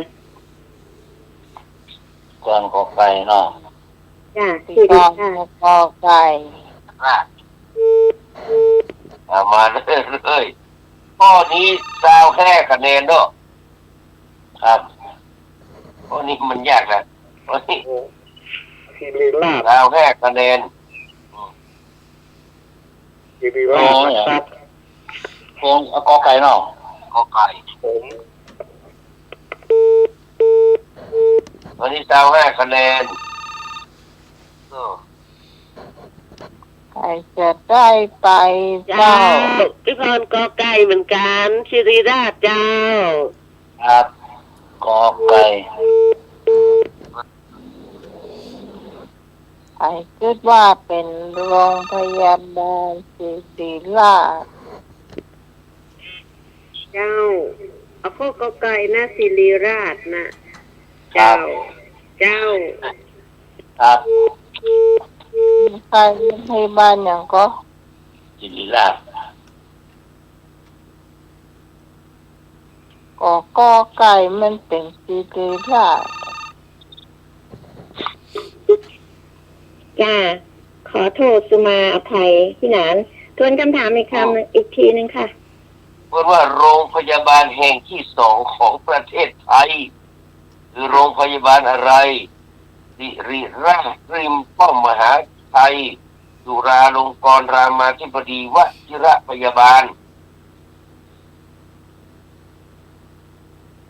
โอเคจ้ะนั่นแหละมันผิดมันถูกมันมี2 จิต 2 ใจนะจะเปลี่ยนนะน้องพรเอารามาธิบดีพี่กรเปลี่ยนไม่กรเปลี่ยนรามาธิบดี หลับจะมีใครอีกแล้ว25 คะแนนนะ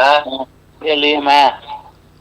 เรียยังไม่ได้ตอบเจ้าเพราะฉะนั้นให้กระจายความเสี่ยงเนอะก่อนไป แค่นี้เนาะพูดแค่นี้ให้กระจายความเสี่ยงเนอะค้างอันขอไข่อ่ะขอไข่ขอควายค้างขอควายค่ะ ขอควายขอไข่เนี่ยคือ2 อย่างเนี่ยไม่มีใครเลือกเนี่ย ขอไข่อย่างเจ้าโรงพยาบาลริมป้อมมหาชัยหรือว่าโรงพยาบาลบูรพาพยาบาลขอควายโรงพยาบาลจุฬาลงกรณ์เอาขอไข่เจ้าขอใครเนาะเจ้าเนอะแต่ศิริราชหัวใจแน่นอนเปียรีอ้าวแล้วเนาะเอาไข่แหมมาเนี่ยเอาไข่แหมมาเนี่ยหมดแล้วเนาะจองมาละพี่พรมาละตองมาแล้วพี่พรมาแล้วโค้งมาแล้วครับโค้งมาแล้ว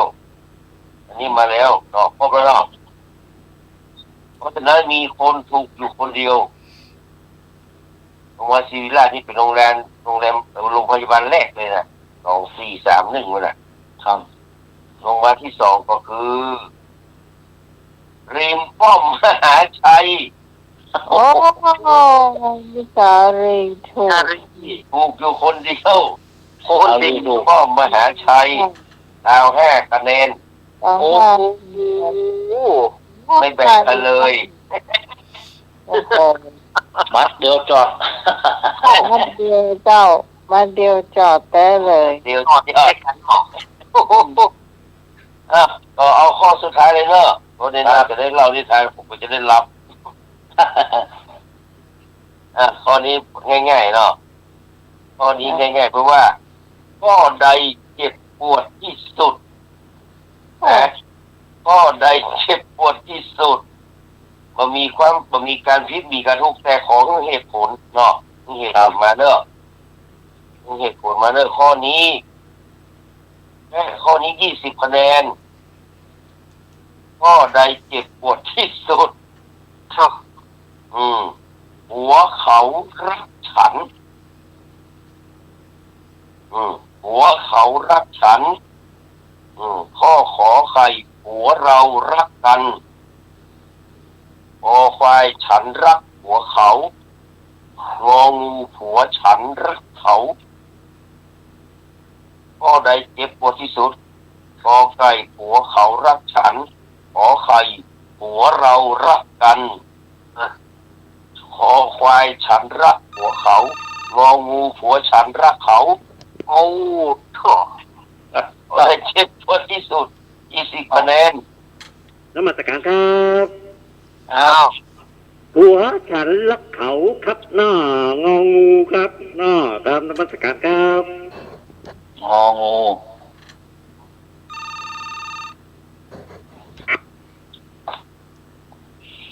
เดี๋ยวนี้มันยุ่งอ่ะเจ้าหัวงูเหมือนกันเจ้าเอาเนาะครับข้อนี้ได้คะแนนนะจะได้คะแนนไปนะแต่ถ้าจะมีข้อที่มันเจ็บปวดที่สุดมันมีละแต่ได้คะแนนมันมีการพิจารณาข้อนี้นะแต่จะได้คะแนนลากลั่นกลับไปเนาะงองูเนอะงองูเนาะครับองมา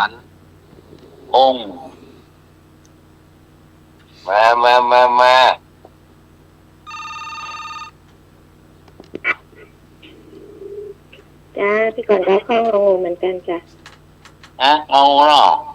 จ้าครับเอาจะเอาคำบอกข้อนี้เหรอมาแหมปวดมันเห็นมันบนเงินขี้บนคานี่กะอีกหน่อยเนาะ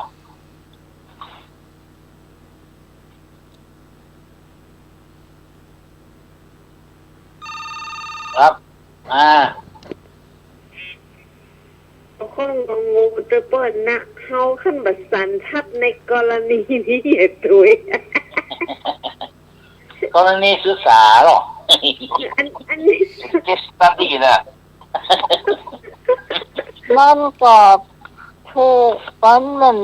มีข้อถูกข้อผิดอ่ะ กรณีศึกษาหรอ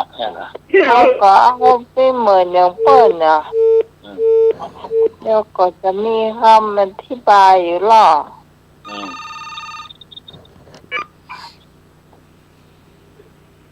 เจ้าน้องหลานจะเอาฉันรักหัวเขา ถ้าน้องเลือกนะเลือกพอเนี่ย ทุกคนเขาเนี่ยติดใจอ่ะเป็นติดใจของใครอ่ะก็เป็นยังไง1 2 3 4 5 6โอ้ละครับพวกก็เนาะครับ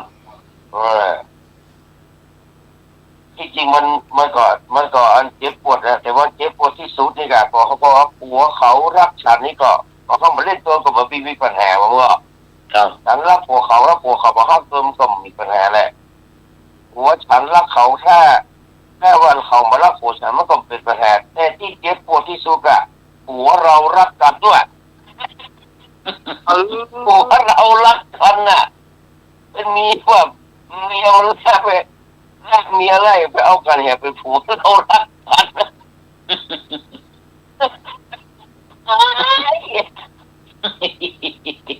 เรียบร้อยเลยผัวเรารักกันเนาะแต่ที่ว่าน่าเจ็บปวดที่สุดก็คือผัวเรารักกันไม่มีใครตอบเนาะไม่ใครตอบก็ตอนนั้นก็แวกกันไปมาตามลำดับเลยลำดับที่ตอบข้อ3คะแนนไปอยู่ที่ข้อขอไข่นี่มันหมดมีใครตอบแฟนพันธุ์แท้พี่กรไอ้พงพี่กรพี่ตอง มันมีใครถูกอ่ะ ถูกสักคนแต่อันนี้มันไม่มีใครถูกข้อที่ว่าเจ็บที่สุดไงแต่มันก็เจ็บเหมือนกันนับคะแนนไปตั้งแต่นับ18ไปนับ18ตามลำดับไปมีใครได้3คะแนนจะได้18ลงไปไอ้ตอบก่อนนะแฟนพันธุ์แท้แฟนพันธุ์แท้ตอบก่อนไอ้พรไอ้พงพี่กรพี่ตองเยลีมานะแม่อยู่รู้ทุกอย่างสุดท้ายพวกเราของคนสุดท้ายหรอสุดท้ายที่ก็สมป้อง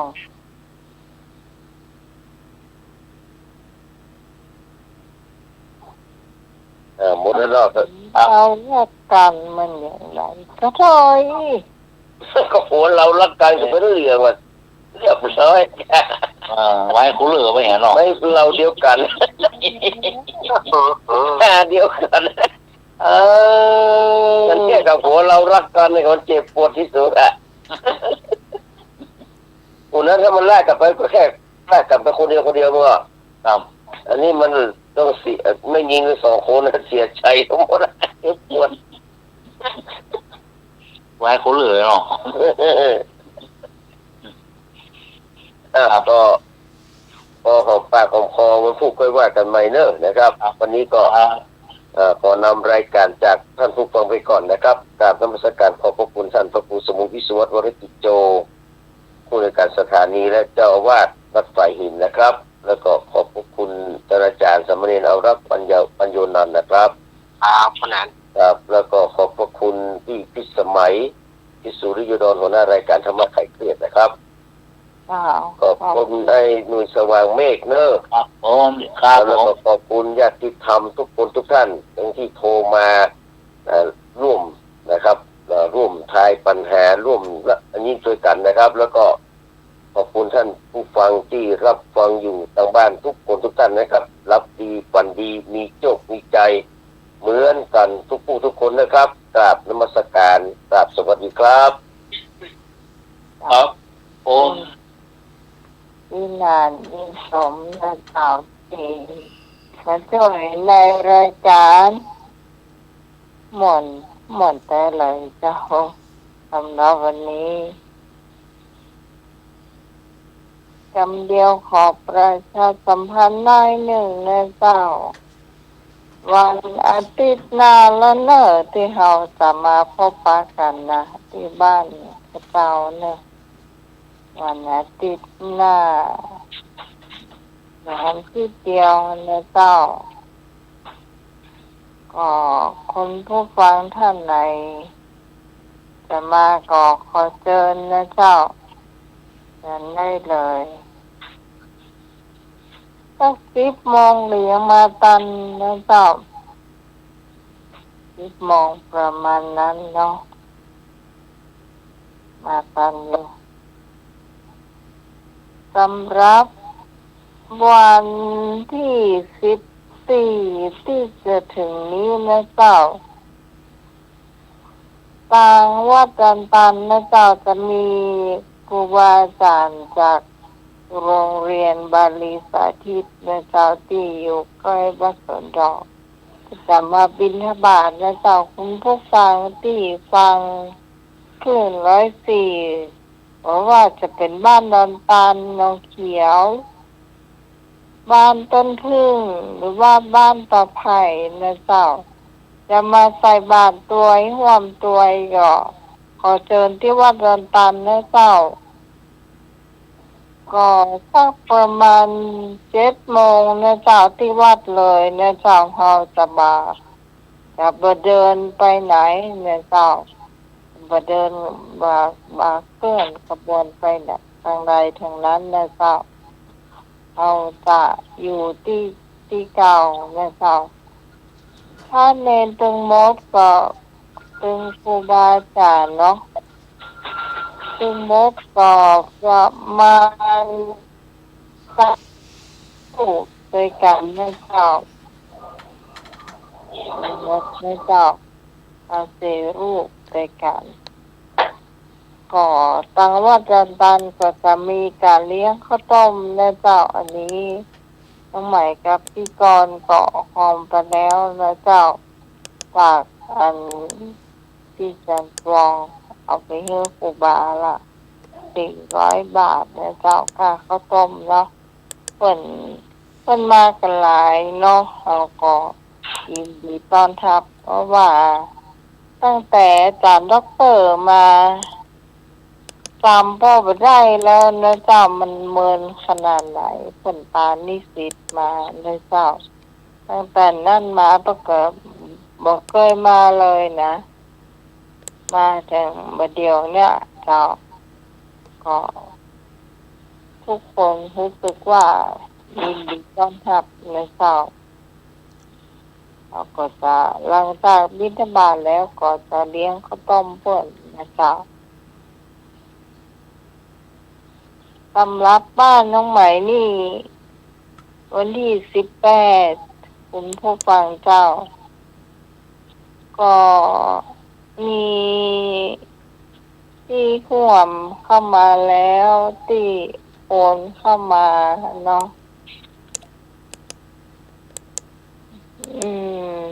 เดี๋ยวกันเนอะล่าสุดนี่ก็มีไอ้บุญส่งนะเจ้าแม่จันทราเพิ่มเข้ามาเนาะนับใหม่นะเจ้าเนาะมีข้าเจ้าเนาะ1,000แล้วก็พี่กร1,000เจ้าไอ้หนุ่ย1,000เจ้าแล้วก็พี่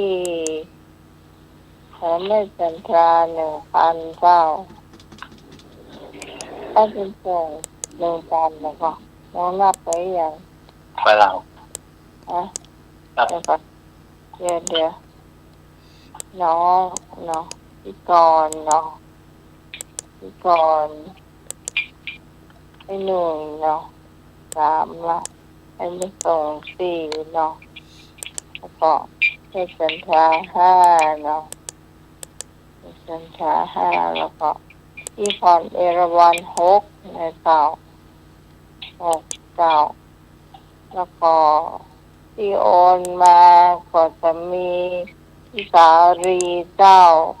ครับ แล้วก็น้องเฟซน้องเฟิร์นน้องอ้อมน้องแก้วเจ้าแล้วก็เจ้าของร้านก๋วยเตี๋ยวรสรสรสเลิศนะเจ้า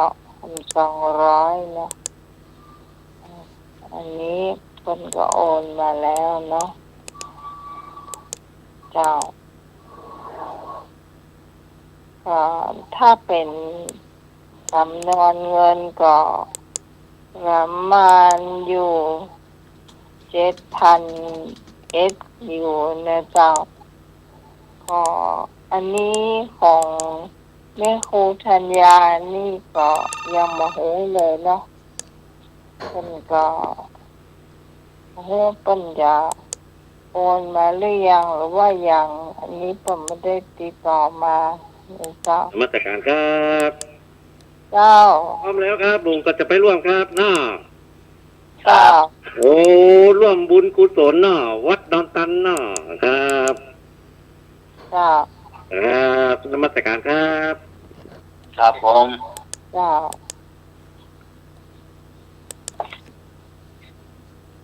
ก็ของแฟนทันแท้นี่น้องใหม่ก็ยังไม่ได้นับเตือนเนาะจะได้ก็ต้องมีลาบพวกกินแน่นอนเจ้ามีลาบพวกกินแน่นอนเพราะว่าจะสั่งเอาไว้เนาะพี่นานจื้อสีเพิ่งจะไปอยู่ใช่ก็ไม่น่าหีบทองก็จะมาเนาะไม่น่าหีบทองสันโป่งทุกอย่างนี่ก็ใจถึงเหมือนกันเนอะเจ้าเป็นวันนั้นว่าใดต้นเคยเจอเนนอยู่ตัวหนึ่งนะที่บ้านปีนะจำได้ได้ค่ะ ช่วงนั้นจะมีไอ้ไข่แมงมันน่ะแม่เป็นอย่างว่าเลยมันแน่นะอาจจะได้ไข่แมงมันในอันนี้จ่ายเกิน100อันนี้นะถ้ามีซื้อเจ้าว่าเพิ่นจะตำน้ำพริกมาให้หน่วยกินด้วยเนอะขอบคุณครับผมข้าวปลาข้าวปูมีกำลังหัวที่อยู่ในมุ้งที่ไม่ได้ฉีดยามีหรอโอ้ต้องหัวว่ามียาไหมหน่อยนึงครับ จ้ามันฉันโป่งมุ่นของเรานี่ก็จะมีไส้อั่วเนาะปลาดุกอั่วเนาะพี่ก่อนสงสัยว่าปลาดุกอั่วมันถึงจะได้พี่ก่อนก็จะได้จิ้มกันเนี่ยเนาะแล้วพี่โยผักหนึ่งเนาะเจ้าก็จะมีลาบนี่ก็จะสั่งเอาไว้ล่วงหน้าเจ้าเพราะวันนั้นเป็นวันศีลเนาะวันศีลเดือนดับเลยครับแม่ น่าจะแม่นนะถ้านับพอนะแม่ละวันเดือนดับพอดีเจ้าเจ้าตอนนี้ไปก่อนนิมนต์อาจารย์เอาละเจ้าเหล่านิทานเนอะครับมาถึงช่วงเล่านิทานเนาะวันนี้จะเอาถึงเรื่อง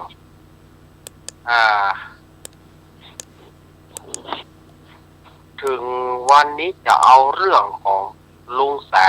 นะลุงสาจอมดื้อนะเรื่องลุงสาจอมดื้อนี่ศรัทธาญาติโยมก็เป็นเรื่องของบาปบุญคุณโทษก็คือว่าคนกินบ่ซื้อบ่ใช้ลักตู้บริจาค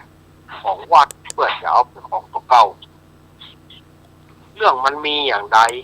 ศรัทธาญาติโยมเรื่องมีอยู่ว่า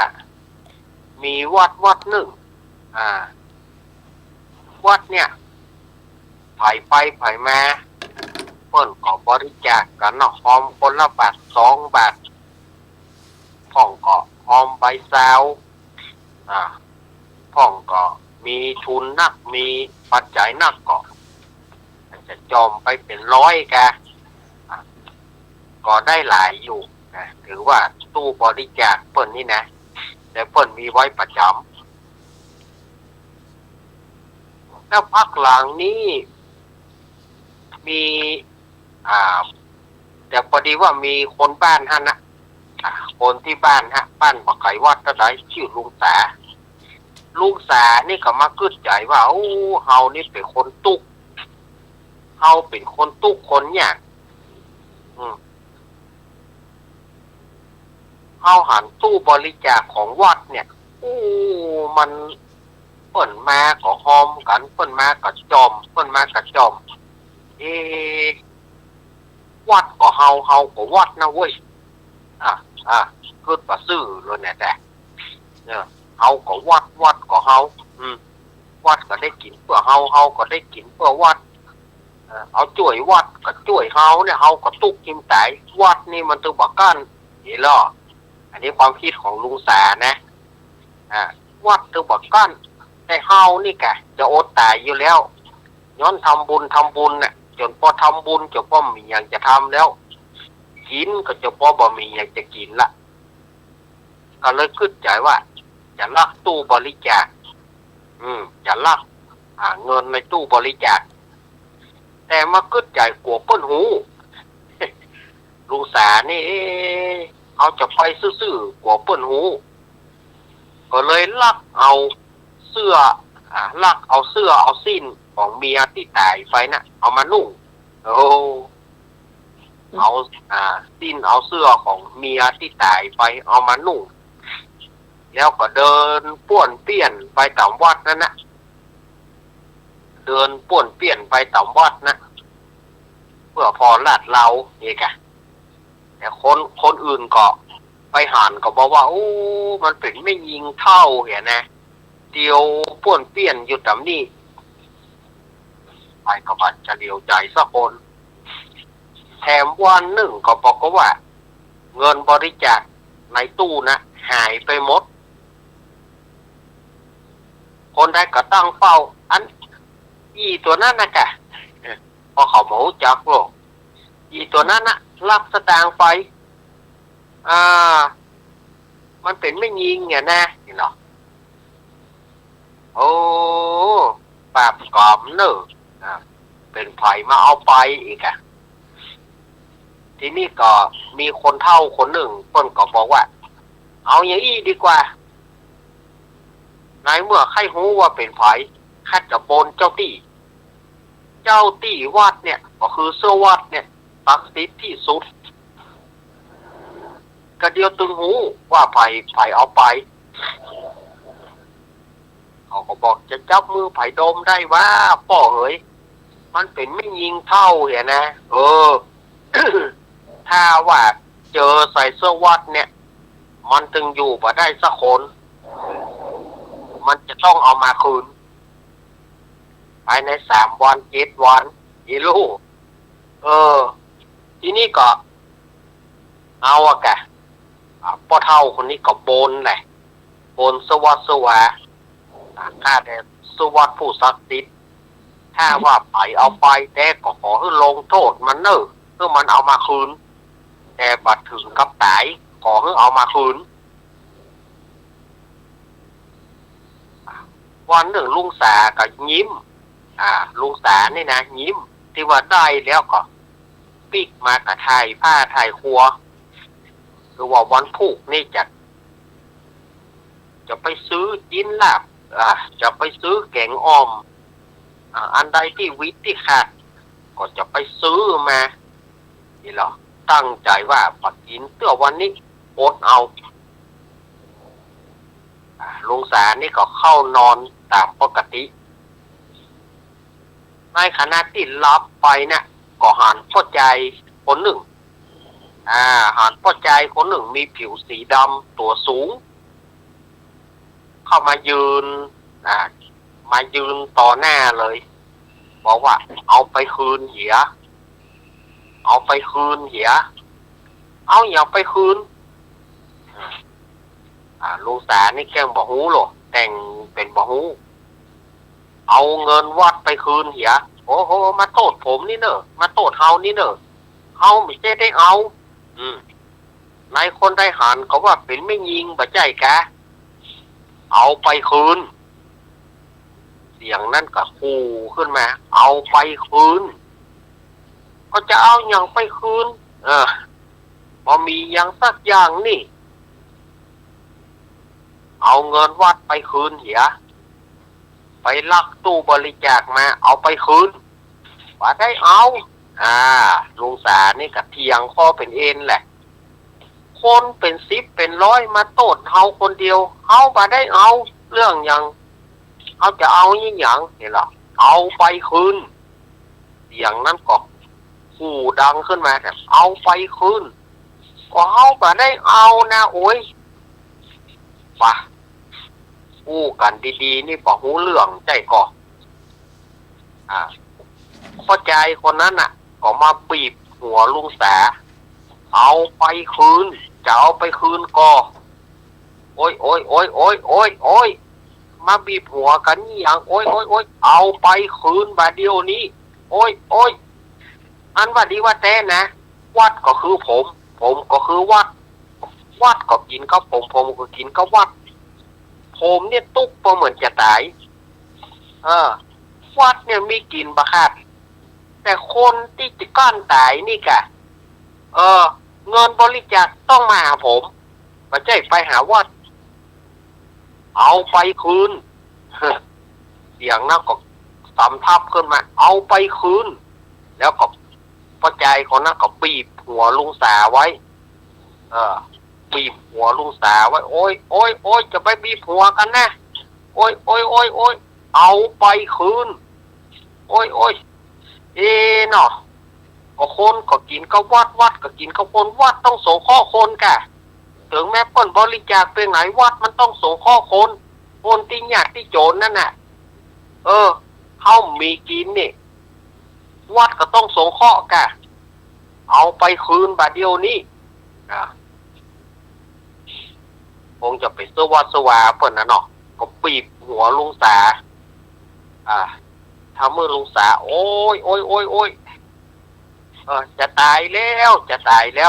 เอาไปคืนจะเอาไปคืนดีๆก็โอ้ยโอ้ยเอาไปแล้วจะเอาไปแล้วเมื่อมือนั่นคายออกลุงสานี่ก็กึดใจเรื่องอย่างจะเอาไปคืนกว่าจะลากมาได้หิมตายหิมยางโธ่จะคือเอาไปคืนง่ายๆกะพอเอาไปคืนแม่นก็บอกว่าพ่อใจห่างสูงแล้วก็ปีบหัวลุงสาไว้แน่นแตกโอ้ยโอ้ยโอ้ยหัวจะแตกแล้วโอ้ยโอ้ยจะเอาไปคืนก็โอ้ยจะเอาโอ้ยโอ้ยเอาไปแล้วเอาไปแล้วจ้าหน่อลุงสานี่ก็อย่ามาอู้หยาดมาเลยฮะหน่อพอมือใครก็กึดใจได้คนได้คืนของแง่วด้านนะกะพอใจคนที่ปีบหัวเยอะแล้วก็ปีบเพิ่มแถมดีกำบัดแตกตุ๊บเนาะมันแตกตุ๊บเป็นยังไงนั่นว่าเอาคืนแน่ก็โอ้ยโอ้ยจะเอาไปแล้วว่าเล่นบ่ได้เอาไปแน่เอาไปเดี๋ยวจะเอาไปแล้วเอาไปบาดเดียวนี้เอาไปคืนบาดเดียวนี้อย่าว่าลึกว่าหลืนล่ำเหลือแฮะคนเท่าตายอย่าได้ล่ำเหลือบอกหูเรื่องนี่ฮะจะเอาตายดิก้าโอ้ยโอ้ยโอ้ยโอ้ยโอ้ยโอ้ยพอแล้วข้าจะไปคืนแล้วว่าแล้วลุงสากับฝั่งเปียห่อเงินที่เอาห่อผ้านั้นน่ะหล่นไปวัดไปถึงกับไปโยนที่ เปิ้นฮ้องว่าเป็นประตูที่เปิ้นเอาก้านพระพุทธรูปเป็นประตูโกงเล็กที่เปิ้นเอาก้านพุทธรูปเอาโจ่งลงแล้วก็บอกว่าเฮ้ยวัดนี้เจ้าตีแหงวัดนี้เจ้าตีแหงเปล่าก็ได้เดี๋ยวไปหาวัดอื่นก็ได้วัดอื่นคงจะบ่มีเจ้าตีที่เฮียนเห็นแล้ววัดนี้บ่ได้เจ้าตีแหงแล้วไปโอ้โหลุงสาไปเนี่ยอย่างจะอ่านนะฮะโอ้ยยังว่าปัดถอนแต่นะยังจะไปลากวัดอื่นอยู่นะอันเนี้ยเนอะคนลึกหลืนคนโคตรดื้อเลยนะสดายญาติโยมดื้อแตะดื้อว่าเนาะขนาดจะตายอยู่แล้วยังเอาไปคืนป่าวัดนี้ก็ได้ไปเอาวัดอื่นก็ได้ป่ามาก็นี่ก็มาจ้างเจ้าอุ่นเกี่ยวกับคนขี้โกงก็ยังมีอยู่เดี๋ยววันพุธเนาะวันพุธนี้ก็เป็นแถมเรื่องหนึ่งเรื่องเงินของวัดเนี่ยแต่วันพุธนี้ก็มีแถมเรื่องหนึ่งวันพุธก็มาเล่าเนาะวันนี้อาตมาภาพก็จะได้ลาก่อนเพราะว่าเดี๋ยววันพรุ่งนี้ตี 3 ถึงตี 4เกิงอาตมาก็ต้องลุกจัดรายการขึ้นสีขาวแล้วก็ตลอดจะถึงขึ้น104เอาตัวเนาะวันพรุ่งนี้ตี 3 ถึงตี 4เกิงอาตมาก็จะได้จัดรายการก็ต้องตื่นเจ้าหน่อยขอขอบคุณท่านอาจารย์ท่านพ่อครูสมุวิศวัตวรกิจโจนะครับผมที่เอื้อเฟื้อเวลากับผมได้นำนิทานมาเล่ากับสถาญาติโยมได้ฟังกันวันนี้ขอบคุณโยมพี่พิสมัยผู้ดำเนินรายการเนอเจ้าขอบคุณเจ้าครับผมคุณครับแล้วก็สถาญาติโยมที่เปิดวิทยุให้ฟังได้ดีเสมอมาพรุ่งนี้ปากันพรุ่งนี้ก้อยเล่าให้ฟังแถมเรื่องหนึ่ง วันนี้ลักตู้บริจาควันพุธนี้เป็นการช่อโกงของวัดในวันพุธนี้นะมันจะช่อโกงแวดวันได้หรอแวดวันกันเนี่ยวันพุธนี้จะมีเรื่องอย่างใดแต่วันพุธมาฟังกันเนาะโชคดีเป็นของคุณผู้ฟังจะไปฟังหมดขึ้นหนีไปไหนเตเนอร์5 ทุ่มรายการเฮายังต่อไปแถมชั่วโมงหนึ่งเนาะจะไปฟังไปไหนเต้นะอยู่ด้วยกันก่อนอาตมาลาก่อนเนอเจริญพรถูกครับขอบคุณครับผมเจ้าครับจะไปนิทาน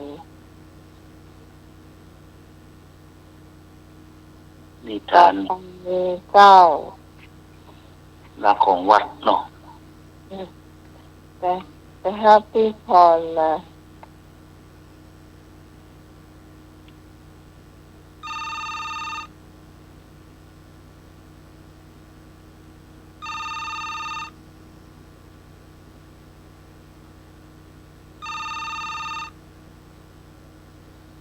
เอาไปคืนจ้าครับผมครับ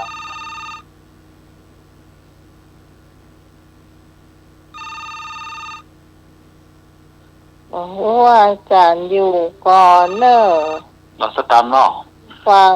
ที่โทรเข้ามาเนาะครับวันนี้เขาเจ้า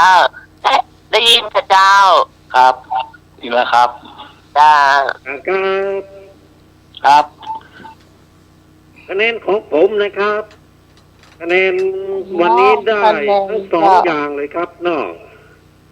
อันได้คะแนนนั้นอย่างร้องเพลงเนาะครับแล้วกับทายปัญหาเนาะครับรวมถึง2อย่างนั้นได้124ครับของเก้ามี550 เป็น674ครับเนาะครับนมัสการครับ ครับ674เนาะ 174เป็น675เนี่ย 675ครับ เพิ่มให้คะแนนโอ้ขนาดแฟนพันธุ์แท้งได้หมดอีก ครับนอนเหรอ น้องพี่พรน่ะร้องเพลงได้70เนาะ ครับ ปัญหาพี่หนานนี้ได้112รวมกันเป็น182เนาะและของเก่ามี961รวมเป็น1,143คะแนนเจ้า ครับ1,143จ้า ครับผมมาพี่ตองมา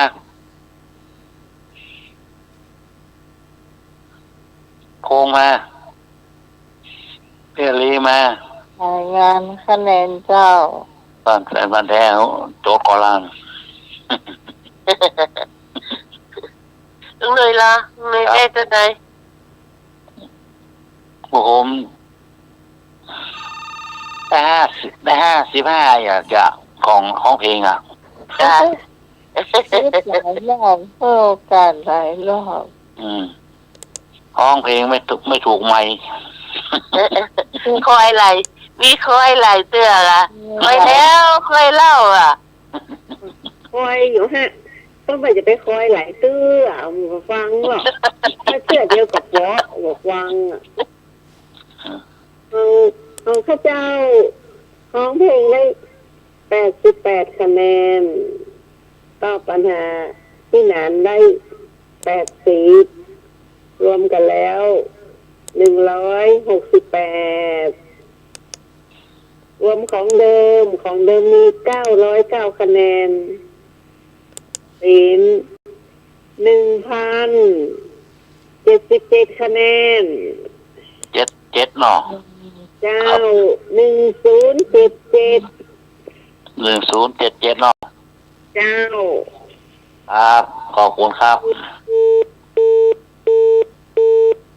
เป็นนะ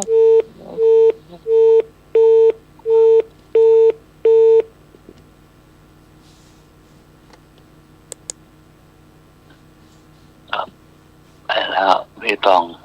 7ปั้นปลายมูลนิธิบทโทษ จ้าปันไปละ ปั้นปลายละ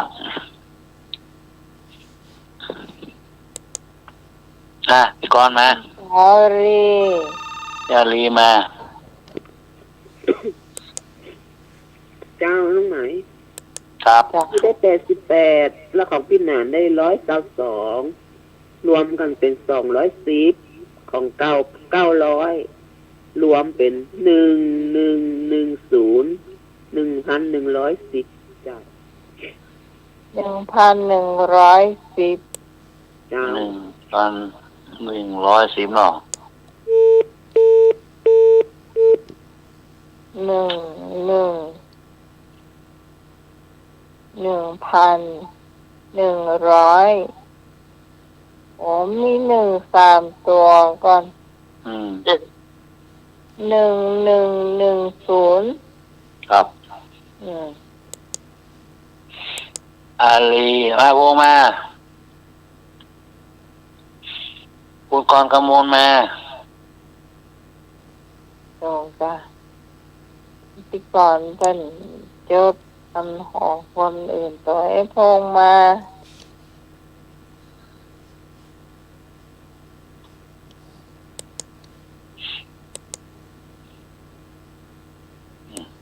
โอ้นี่การนิรักนี่เข้าท่าละ ค่ะ โอ้ปูนเงินวัด ของมัน ไปเที่ยมาทำมาหากินยังก็ต้องไปกึดกระเซาะหาตู้บริจาคเด้อ อู้เขาข้างมันก็ละตู้โวยเนาะอ๋อ แล้วก็ อันนี้ของไอ้พงมีเพลงได้อะไรก็68ก็66 เก้า ครับ66แล้วก็อัน ใจนี่66หมดเลย ปัญหาได้92เป็นได้นะเป็น164ครับ อันนี้ได้164แล้วพี่กรณ์แล้วอันนั้นมันประจำละเพราะมันบ่ได้อยู่ครับผมวันนี้มากับเรามากินข้าวเนี่ยวะเนาะ อ๋อเป็น ขอบคุณครับ รายการจะน่า ข้าวอย่างข้าวแรงอะแหละวง ครับผม ทะเลจ้ะเข้าคืนกะ ครับไปต้องหลายวันแล้วก็ไปแล้วก็ได้กินข้าวอ่ะแล้วไปขึ้นเหมารถไปอ่ะกับไปกาญจนบุรีมันนะครับ โอ้ แล้วก็หาพี่พรในกี้เลยกัน จ้า เกี้ยพงอยู่ในรถกะโทรมาเนี่ย ใช่มาเมื่อแล้วเรามาเมื่อค่ำหัวค่ำแล้ว อ๋อครับ ไปหลายวันแล้วครับ ครับ โอ้น้ำไก่ ฟังเพลงกันมาเมินเล่นดนตรีก็เป็นจะร้องเพลงเหมือนจ้าโอ้ คอยน้องที่ปากประตูบ้านนี่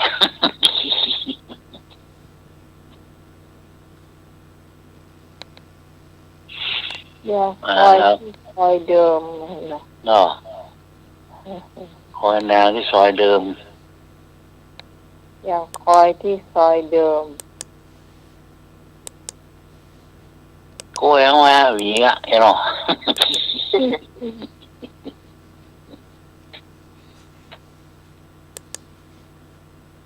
เดี๋ยวค้างไผ่นี่ ท่านไปก่อน ค้างพิก่อน ครับ ก่อนรวมคะแนนก่อน ครับ ที่ห้องเต้นกันนี่นะอันที่ไหนกันเถอะ66เหมือนกันหมด จ้า66เหมือนกันเนาะ ไอ้ไม่ได้ลำยังไผ่อะ นี่ของพี่ก่อนเนาะ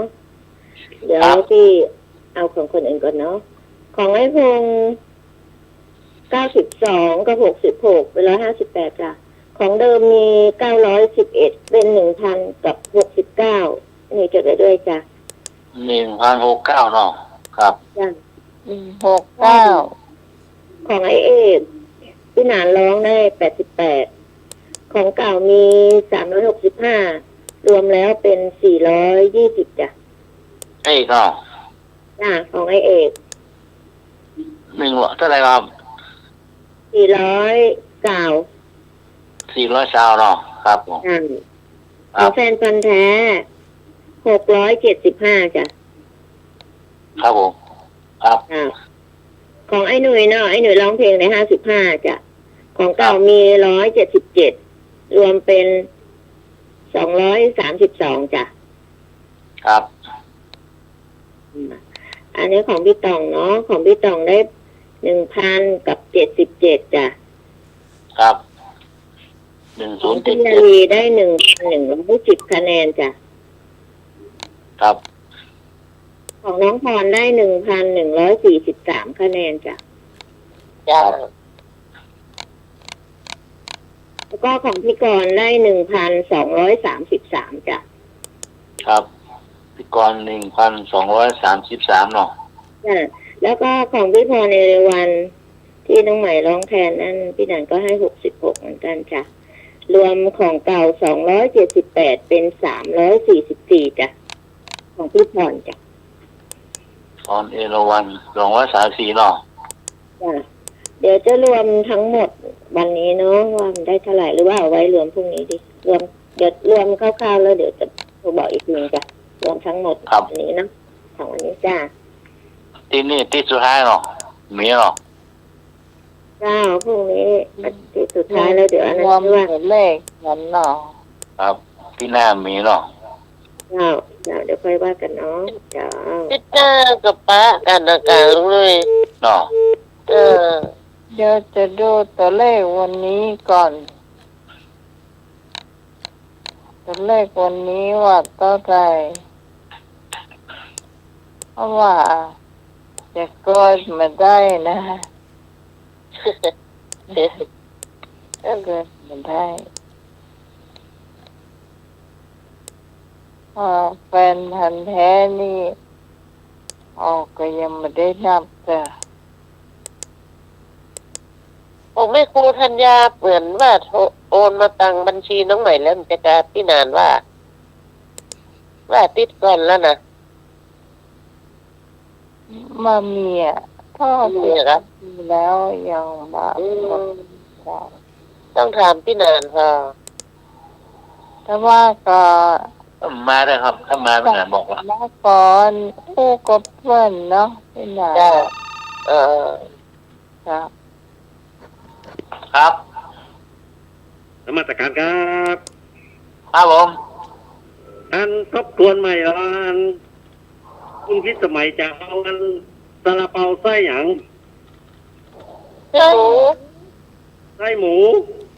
จ้าแล้วลงนุยเหรอไส้หยังผมไส้ดำครับดำไส้ถั่วเนี่ยค่ะไส้สีดำเมื่อก็ครับจ้าแล้วพระอาจารย์เหรออาจารย์ก็ไส้ชั่วก็เอาไส้หมูมาตัวขออาจารย์สมัครเนาะอาจารย์สมัครไส้หยังไส้หมูเจ้าไส้หมูนี่เอามานักน้อยเนาะจ้าคือดีโดปีโป้ตัวเนาะครับจ้าอีคิวสั่งได้กินแน่เลยครับขอบคุณครับฝั่งแก่นแต่งขอบคุณครับที่ยังไม่ลืมหน่วยมนเดี๋ยวลุงดุยไปห้าบเอาเด้อครับรถพุ่มพวงนะค่อยหน้ารถมาเป็นพลังนะไม่จะเจ้านั่นมาหรอกนั่นก็เหู้ปลาท่องโกครับโกเหี่ยวๆนึกเนาะน่าจะเสียดายแต่ที่ซุ้มสายเนาะจ้าโทรศัพท์โทรซุ้มสายนะจ้าติดไปไหนเนาะจ้าครับซุ้มสายอ้วนมันติดนะพี่อารีเลย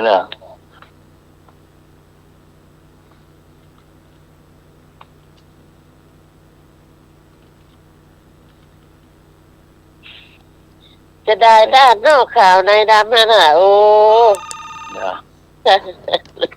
เอาความขมขื่นไปทิ้งแม่โขงความขมขื่นไปทิ้งแม่โขงครับเป็นแบบนอนท้องไม่ได้ต้องแปลว่าไอ้นี่ดีกว่านั้นน่ะเอาความขมขื่นใส่ขวดแม่โค้งอีล่ะเนี่ยจะมีเลยวันนี้เราต่างกันโอ้โหไม่ได้ไปดูเลยนี่มีเวลาได้ไปดูแกคะแนนรวมทั้งหมดเนาะได้7,300ก่อนเข้ามาตัวก่อนเข้ามาจ่ายก่อนก็ได้ค่าไว้หน่อยเพราะว่าก่อนต้องดูจะเอาเจ้าหนึ่งไปหาหมอมานอนเงียบเลย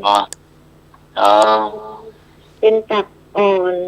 ไม่ค่อยแข็งแรงแล้วก็อันเลือดจางให้กินน้ำหวานแล้วพรุ่งนี้ให้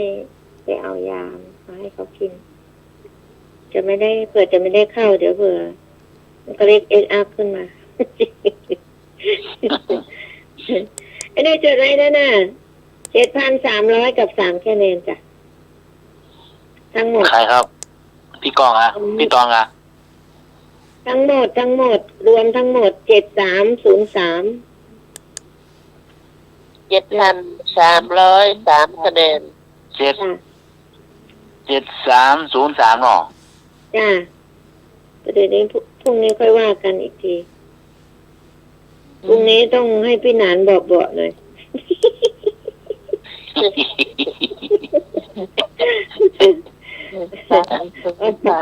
เดี๋ยวเกินงบประมาณนะมันจะเกินงบเจ้า เดินงบ เดิน เดี๋ยวพรุ่งนี้ค่อยเคลียร์กันอีกทีเดี๋ยวน้องใหม่พรุ่งนี้ค่อยคุยกันในสายก็ได้จ้ะ จ้า ยังลืมหรือยังที่ไปก่อนว่านั่นน่ะไอ้หนุ่ยเล่าเชื่อไปก่อนเด้อ ครับ ที่ไปก่อนถามยังก็เอาไปถามกันก็ได้เด้อ อย่างแล้ว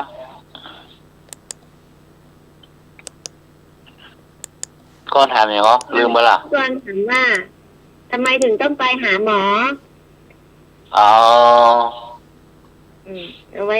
ถามคนอื่นไปเผื่อแฟนเป็นแท้จะตอบมาเขายังไม่ได้ยังไม่ได้ตอบก่อน อ๋อ ต้องเลย ก่อนว่าหากันหมอไม่ได้มาหาเขาดูเขาก็ต้องไปหาหมออีกแล้ว ครับ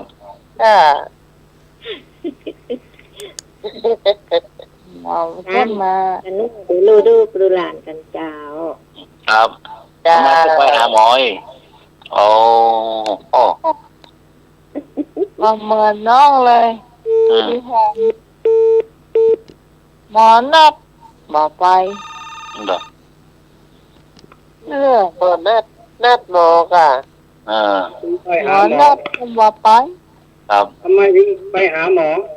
ก็มันไม่สบายมันไม่สบายอ่ะพี่กอนมันไม่สบาย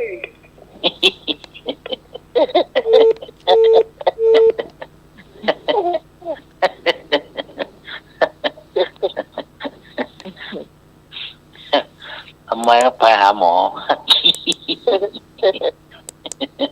เพราะเธอเป็นคนบุคคลสำคัญที่หนึ่ง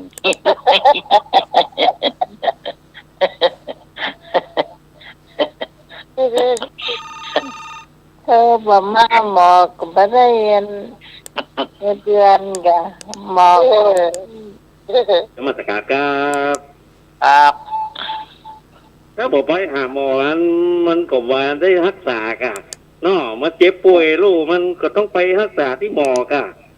ผมไปหาหมอได้ไปหลายอย่างหรอกบางคนบอกว่าเงินเดือนเนี่ย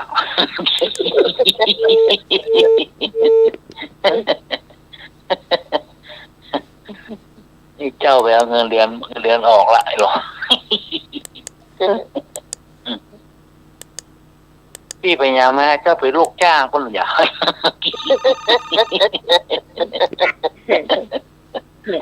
แล้วเอาแบบที่หนาน74ว่าน่ะเนาะ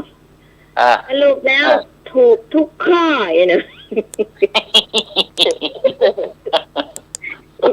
อย่างพี่กรณ์ว่าทำไมเราถึงต้องไปหาหมอเพราะหมอไม่มาหาเราเนาะเราก็ต้องไปหาหมออย่างไอ้พงบอกก็ถูกเพราะว่าก็ไม่สบาย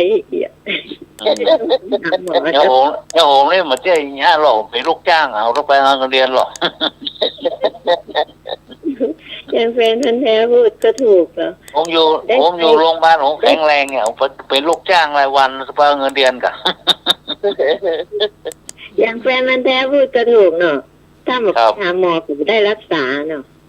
ครับ รูปแล้วข้ององูถูกทุกข้อ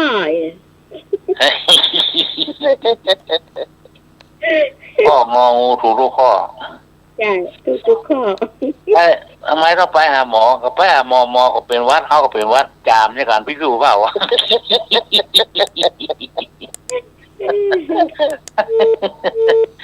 เชื้อโรคกระโจงกระจายหมดอ่ะ หมอมันเก่งเลยนะผมนะหัวมันยุ่ง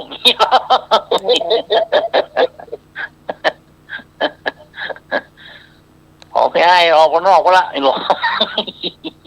เดี๋ยวกำลังหน่วยนะเดี๋ยวนะลาบนะ คือ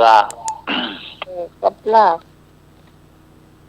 เขือนี่มันต้อนรับหน่วยจะดีล่ะพวกหน่วยได้เงินหน่วยสำรวจอ่ะ ไม่เคยเหงา ครับ เป็นกับลาบ โอ้ เจ้าพญากะ มะเขือกลางโคมะเขือกลางเขียดกลางปองนั่นหรอ แกนต้มเป็นนะเดียวกำเดียวมีตอนน้องไหนก็ปอกครับ นั่นแต่แม่นจ้ะ แกนมนๆขาวๆนั่นแหละเนาะ จ้ะ อ๋อ โคนเขี้ยวบดีนี่กินได้แล้วมันร้านคอแล้ว เที่ยวเปล่า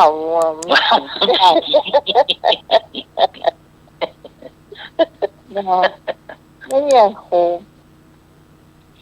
ก็บอกว่าอะไรเลือกอันเที่ยวเปล่าเลยนะเลือกจ๋าฟันละก่อนเด้ออย่าอะไรเปล่าไม่อ่ะเนาะเยอะเย้ยอ่ะหลอกลิ้นเนี่ยไม่มีสิเล่เริ่มนะไปก่อนลิ้นนะแล้วกินแค่หมูไปได้อะเนาะได้แล้วนั้นถ้าเขี้ยวหมีนี่หมดสภาพหรอมันป้อเนาะมันมากแค่หมูนะโอ้ตาแดงในเขี้ยวเต็มปากหรอกโรเพื่อนชอบกินนั่นไส้ตำมาทั่วพุ่นโอ้ดีนะเนี่ยแดงได้จืดในเขี้ยวเต็มปากแดดดีละสุขภาพดีที่สมัยเขี้ยวเต็มปากยิ้มเต็มที่ที่สมัยแล้วก็เขี้ยวเมา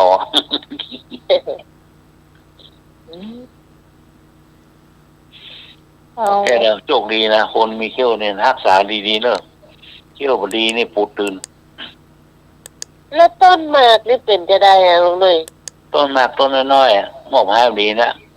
ใช่ต้นปาล์มนี่ใช่เนาะใช่ครับคนละอย่างคนละอย่างอ่ะต้นหมากนี่มันเหนียวมันนี่หมอกมันนี่หมอกเนี่ยคนเตะเนี่ยแต่ไม่ยาวหน่อยจะใหญ่น้อยอ่ะจ้ะครับใบมันอยู่บนมั้งเหนียวเลยต้นหมากนะมีออกเรื่องฮะเดี๋ยวพ่อมันออกเป็นปุ๊กว่ามากอะห้อยนะออกเป็นปุ๊กกันเนาะครับนมัสการครับอันวันนี้คุยกันเท่ากันเนาะคุยกันครับก็ต้องอันมีเชื่ออย่างเนาะคุยกันเนี้ยก็เปิดประเด็นเลยเปิดประเด็นออกไปเรื่องอะไรอ่ะจะไปที่ไหนอ่ะไปซื้อซาเปาเท่าไหร่ดีกันแล้วกันริมมีเยอะแยะครับเนาะครับไม่ริมซาเปาเนาะไม่บอกรอไว้วันจะไปเนาะหรือไปเนี่ยชวนมาบอกเปิดไม่ได้นี่เลยบอกห้องกันไม่บอกปิดความลับก่อนจะได้อะไรแม่ประกาศไม่ริมยังบอกเคยซื้อตอนนี้จะไปอุดหนุนได้โฆษณาให้เปิดเหตุการณ์ใช่แล้ว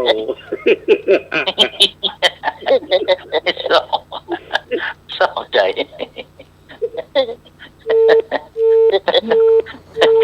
ไปเที่ยวหน้าคดีปุดตื่นเลย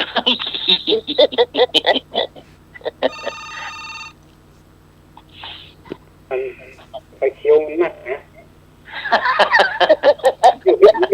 ไม่กินทุกคนนะแต่ก้อยหู้เดียวมันจะได้ยินไงกัน30มาลูกละ30 บาทนะซาลาเปาเนี่ยเนาะ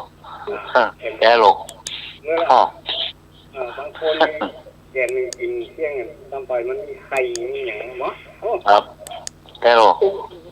สดนุ่มปุ่มวะกาทองเราไปใช้2 แผ่นอย่างนี้ครับแผ่นเดียวมันปุ่มครับครับมองไม่เชื่อหรอว่างไว้เดี๋ยวเนี่ยทำไมต้องไปหาหมอเดี๋ยวเนี่ย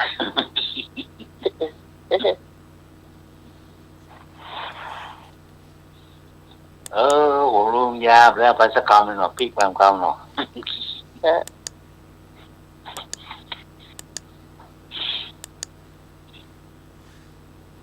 อ้าวเข้ามาเก่าอ่ะจะ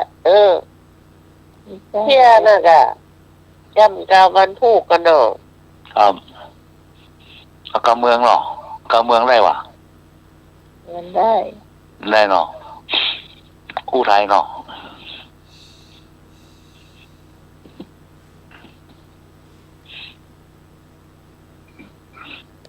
ที่ร้านแล้วก็ไปร้านอาหารเนาะ3 คน 4 คนกระจายโคมยิง3เข้าร้านอาหารร้านนี้ขายหมดเราไม่ต้องเอิ้นดังหรอกโอนต้อนรับเขาเอิ้นดังมันไม่ใช่นี่นะมันเอิ้นด้วยกันนะวัดต้องเอิ้นแล้วก็จดเนี่ยกระจายคืนไปปลายิงเข้าไป3นั่งกันเหลือนั้นกำไม่รู้ละกระจายกำไม่รู้มาละครับอะไรครับเนี่ยมันยิงกันแล้วว่าแกงกะหรี่3เนี่ยแกงกะหรี่ของ3แกงกะหรี่ถ้วยกี่3 คนเนี่ยกระจายกันแล้วว่าแต่ว่านั่นก็ถามมียังเอาอะไรไหมเนี่ยเรากระจายว่าเอาผัดแมงดาเหรอผัดแมงดาไข่เยอะๆอยากไหวนี่นะผัดแมงดาครับเนี่ยมันก็โจทางทางไปทางไม่โคน่ะผู้ชายแมงดา1 ผู้หญิงกะหรี่3เหลียววัก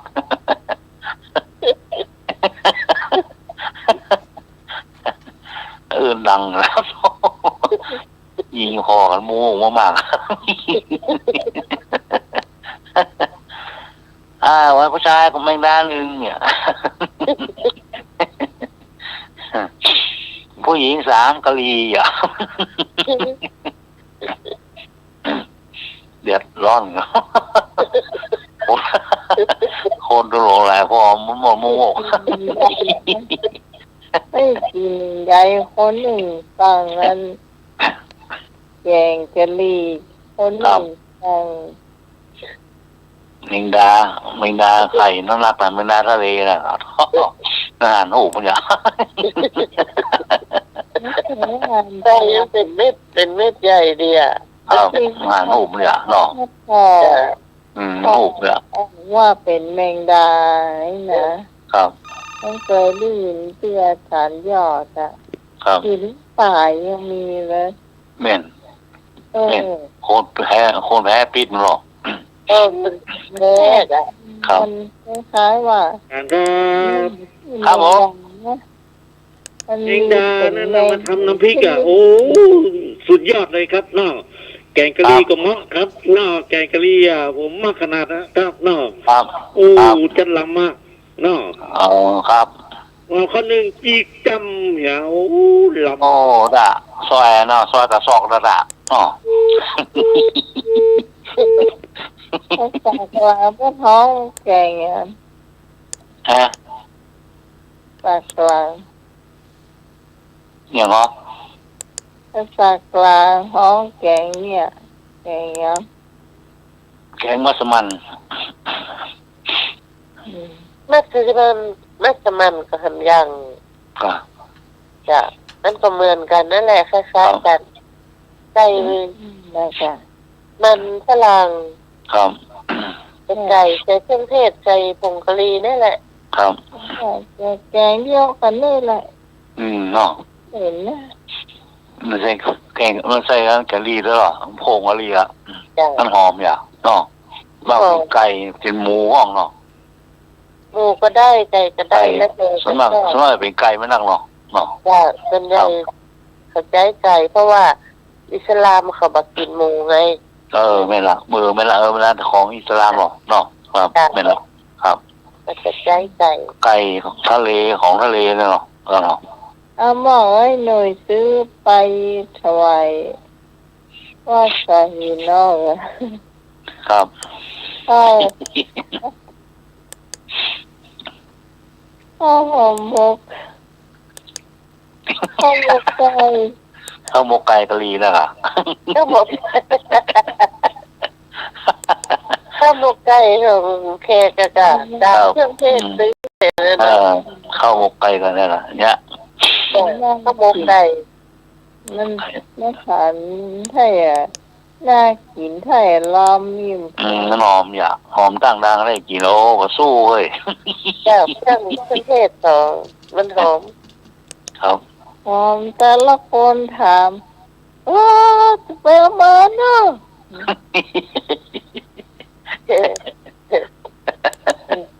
ถูกถูกลมเบิ่นนะ มันเหลืองเลยนะมันเหลืองแท้นะข้าวหมกไก่เนี่ยเหลืองเหลืองอย่าเนาะ ใช่ เหลืองข้า มันพอแค่สีมันเนี่ย แล้วมีหลายอย่างหรอมีหน่วยหน่วยนี่ผสมเลยหรอ ใช่ ซื้อไปวันไหนนี่ไผ่อันกันอยู่ว่าจะเอาเขาไปถามกันอ๋อเตรียมมาเนาะ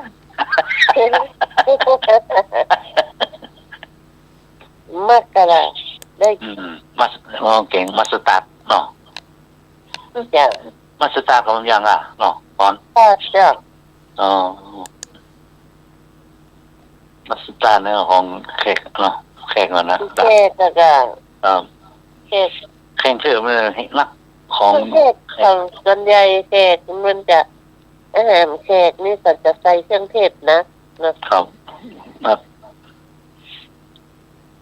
โอ้ยำไข่แมงดาทะเลเนี่ยนะก็เคยกินอ่ะ กินก่อน ไปคุณอ่ะเขายำอ่ะ ครับ สั่งหรอก เป็นตัวนะเมื่อเล่นๆนะจ๊ะ มันไม่ได้กินเป็นตัวค่ะกินไข่มันอ่ะ อ๋อ ไข่เป็นเม็ดนั่นน่ะ ครับ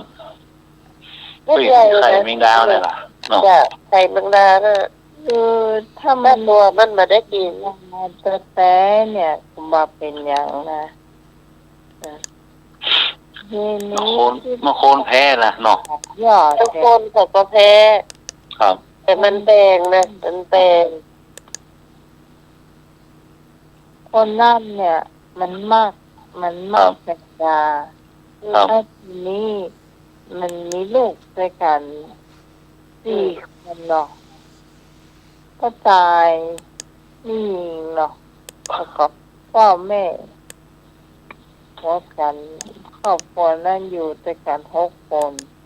จ้ะถ้าจะมีอยู่คนหนึ่งที่บ่สบาย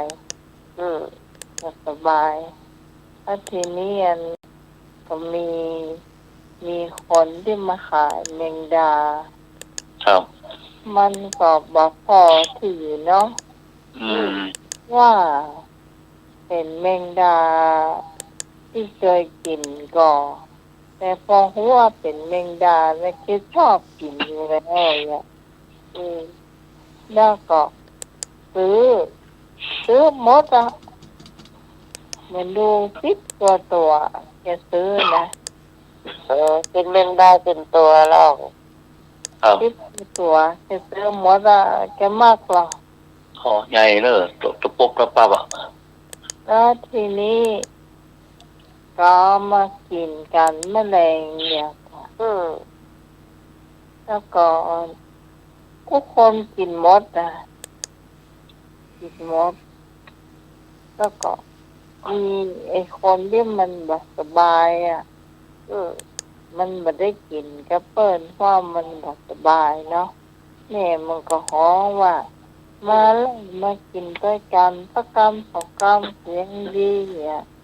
ลำให้อ่ะยำมันได้ประมาณเนี้ยท่านยังจำมาคิดนะโอ้ปากก็ว่า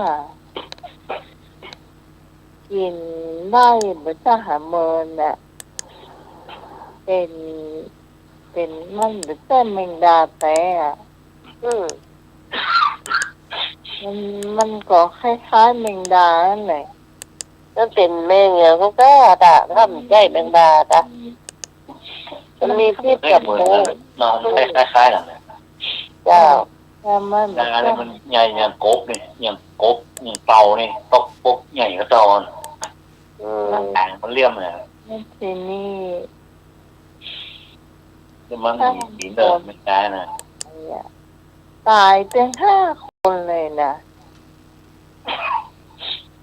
เหลือรอดอยู่คนเดียวอ่ะคนที่มาสบายนะอันนี้น้องฟังอาจารย์ยอดนะคะทำเล่าเป็นเรื่องจริง ก็เป็นแมงเหรอก็พัดใจแมงดามันเอาแมงดาปลอมมากินนะกะเนาะแมงดาปลอม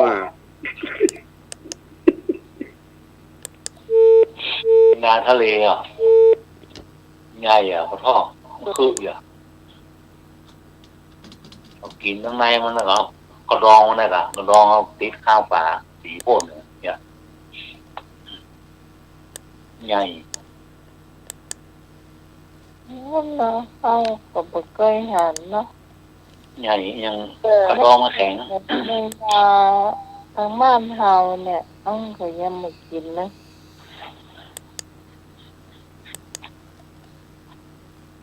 บางอย่างมันก็มีพิษอะเฮาไปหูมันเนาะของทะเลอ่ะครับบ่เคยกินเฮานึกว่าเฮากินใส่หมดเองนะมันเหมือนกันหรอเนี่ยเจ้ากูแจ้แมงดาเจ้ามันเหมือนกันใช่มันต้องหูแม่กาที่เป็นหูชากะดูขอมาขึ้นเรือขึ้นมาขอรวดเลยอ่ะไม่พอ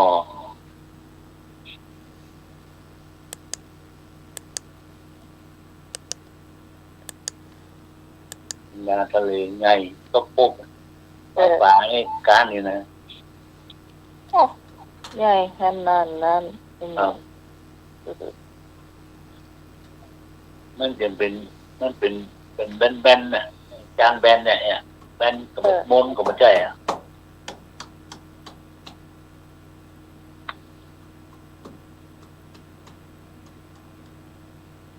หัวหางมันแข็งเลยวะท่อ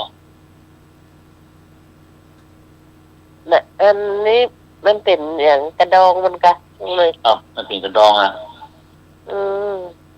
เบอร์ให้พออย่างใบบัวเนี่ยอ่ะโอ้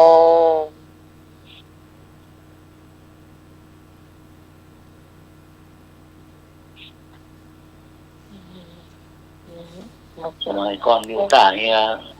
ก่อนอยู่ต่างเฮียมาลีนหรออะไรอ่ะ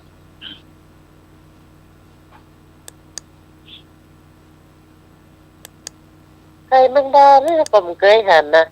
แล้วไปกินที่พวกชลบุรีพุ่นน่ะเขาก็สร้างร้านอาหารเนาะยำไข่แมงดาจานนึงโหเป็นเม็ดเป็นเม็ดเขากินกันแน่ค่ะมันที่เหมือนแมงดาเมืองเขาเนาะแมงดาบ้านเอาตัวน้อยตัวน้อยใหญ่กะใหญ่โรคจ้ะไข่เต็มต้องแล้วก็ไข่มาหรอกกินก็ไข่ฮะมันมืออื่นกินไม่ได้ครับมันมีอย่างก็ไข่ค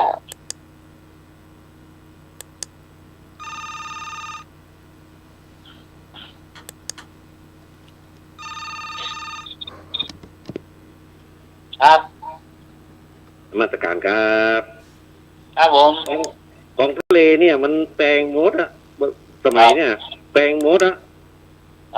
ล้วกินนะเนาะกินแมงดาบ้านเฮาเนี่ยดีกว่าเนาะโอ้ลำก็ลำบะโต้เหมาะขนาดน่ะมาทำน้ำพริกอ่ะของเท่าว่าบ่อนนี่หมูล่ะอ่อนน่ะลูกแมงดาดมบ่เลยหรอกมาตีนงามมูดังอ่ะเดี๋ยวนะดมหัวหน้าแมงดามาจุกพูดแล้วแม่ไหวเนาะอย่างนั้นแมงดาเมืองเขาไปดมกลิ่นมันเนาะคิ้วใกล้ดังเดี๋ยวมันตีนว่ามูดัง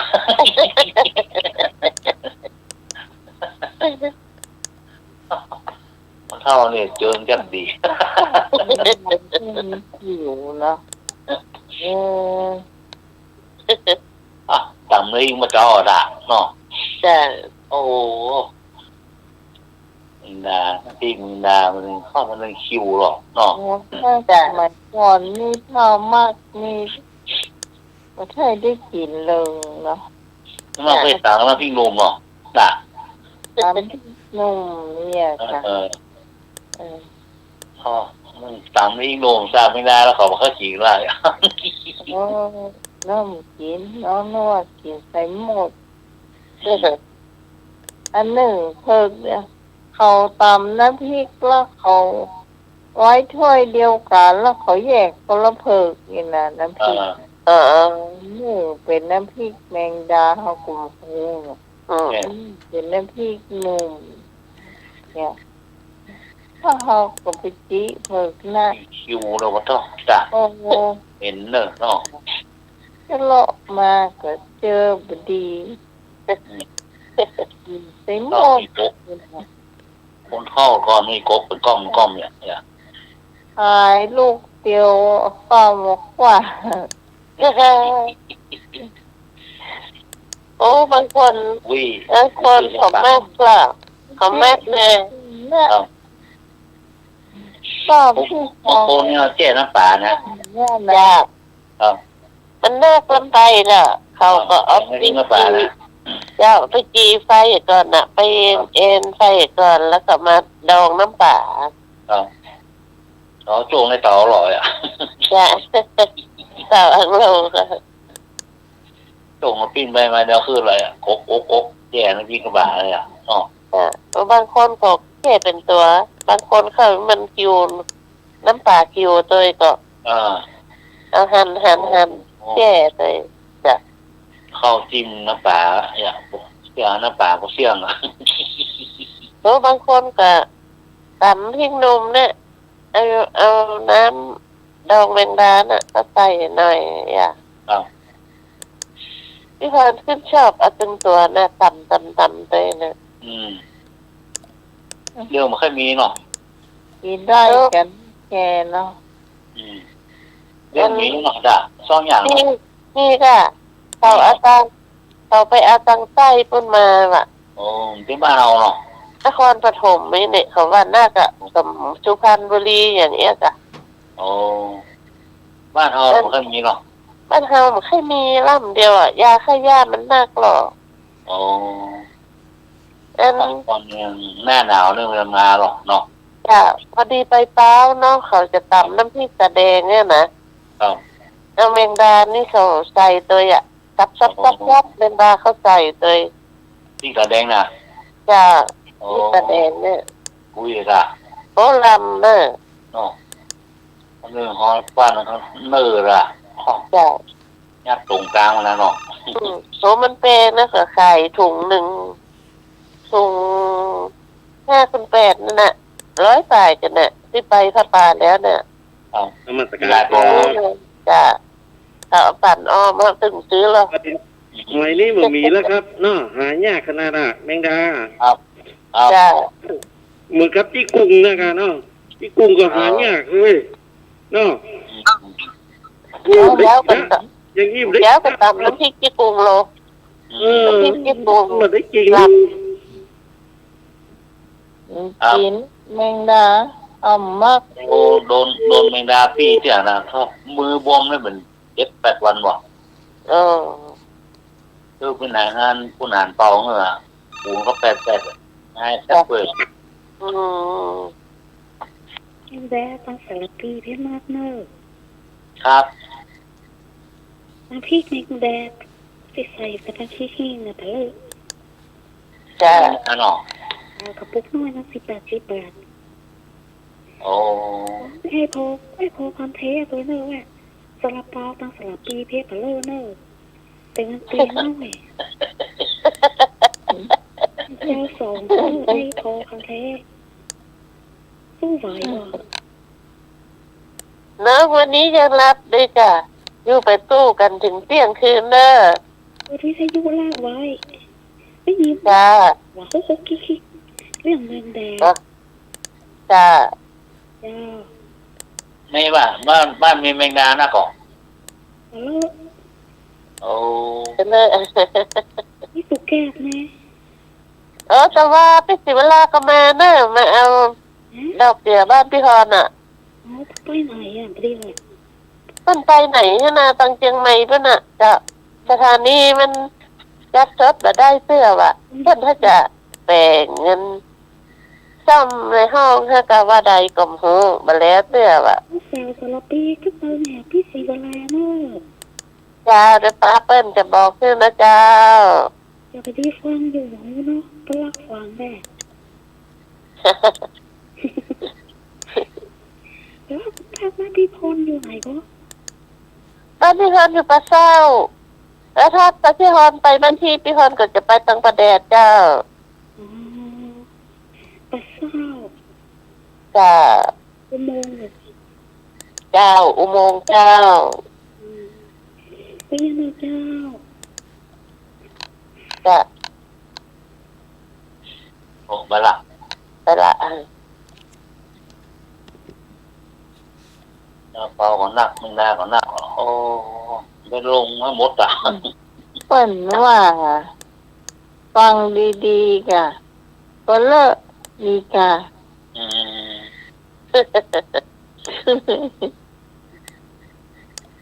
โอ้ยังก็นักเน้อตังประเดชนี่นะอุดมสมบูรณ์จ้าเตี้ยฟังดีๆกะ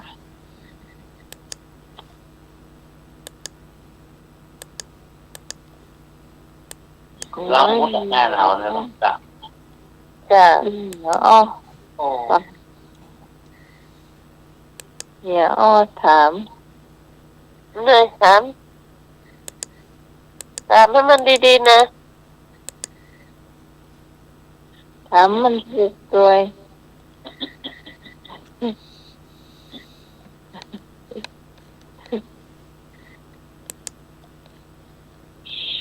อย่าง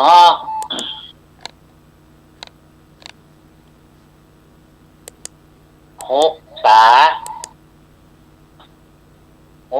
า8 แข้ง6 ตา 8 แข้ง6 ขา 8 แข้ง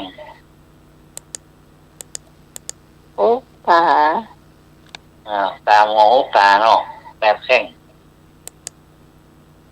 ตามหัวครับ6 ขา 8 แข้ง8 แข้งครับ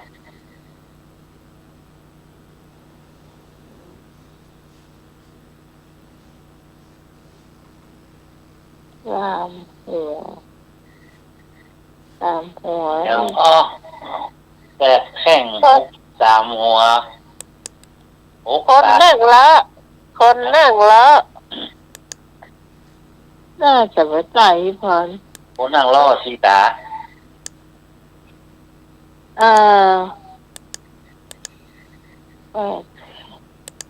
คน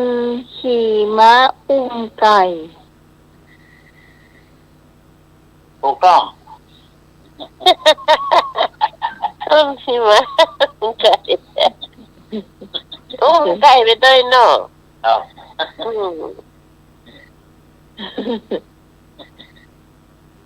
ถูกต้อง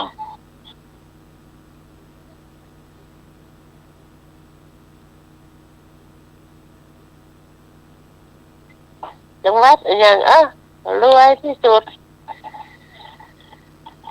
กำแพงเพชร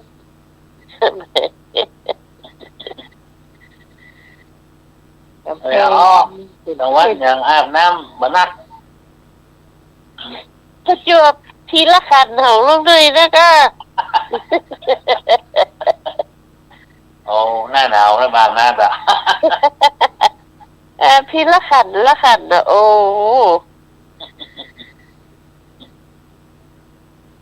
ประจวบคีรีขันธ์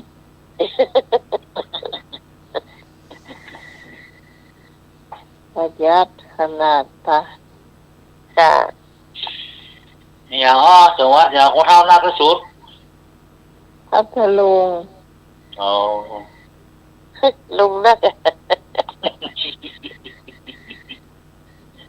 จังหวัดอย่างมีนายร้อยนักที่สุด101 ไม่ใช่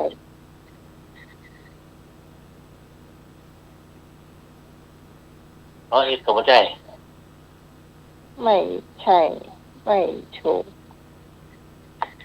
จังหวัดนี่100นักไม่ร้อย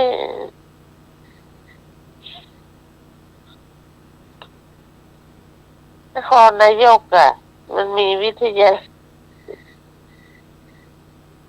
มาใจ100แต่100ป๋องน้อยแต่อ่ะจังหวัดนี่100นัก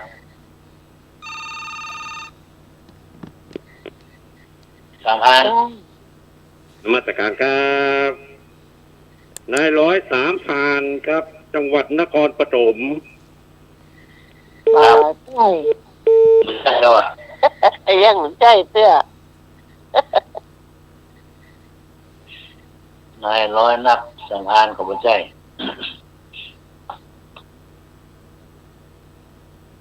อาจารย์ก็ตอบได้เนอะ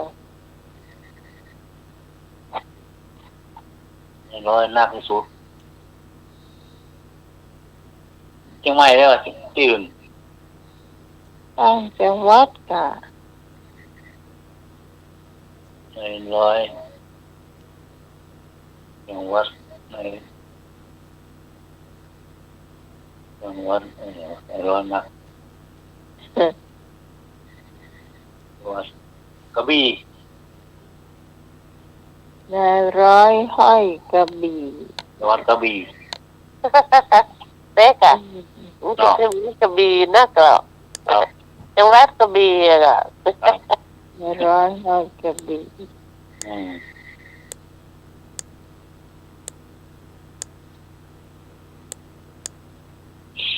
เนาะเข้าทางปากเอาน้องโก้น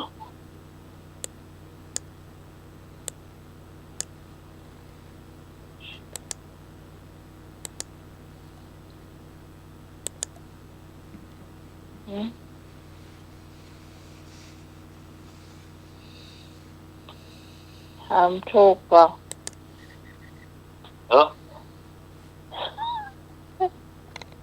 ทำถูกป่ะเอาเข้าทางโก้นเอาทางปากลืมบ่ทันลูกปืนไอ้เนาะลูกไม่รักดี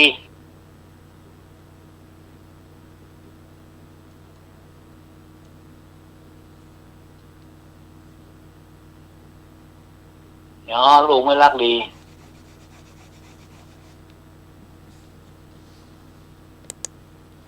ลูกกระดิ่งอ่ะตีแม่ตึงวันอ่ะ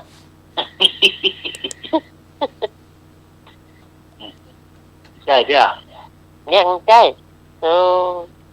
ลูกไม่รักดีอ่ะลูกกับลิงมันอยู่ด้วยกันนั่นหรอนี่มันรักดีอ่ะมันรักดีอ่ะแปลกแซ่บอ่ะลูกกงถูกต้อง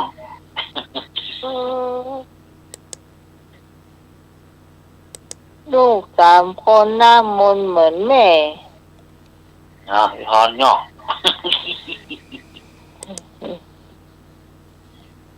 แม่มูลเหมือนแม่เลยเฮาพ่อมันเหมือนสักอย่างอ่ะ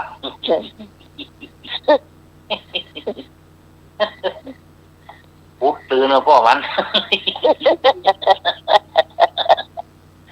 แม่เหมือนแม่หมดบ่า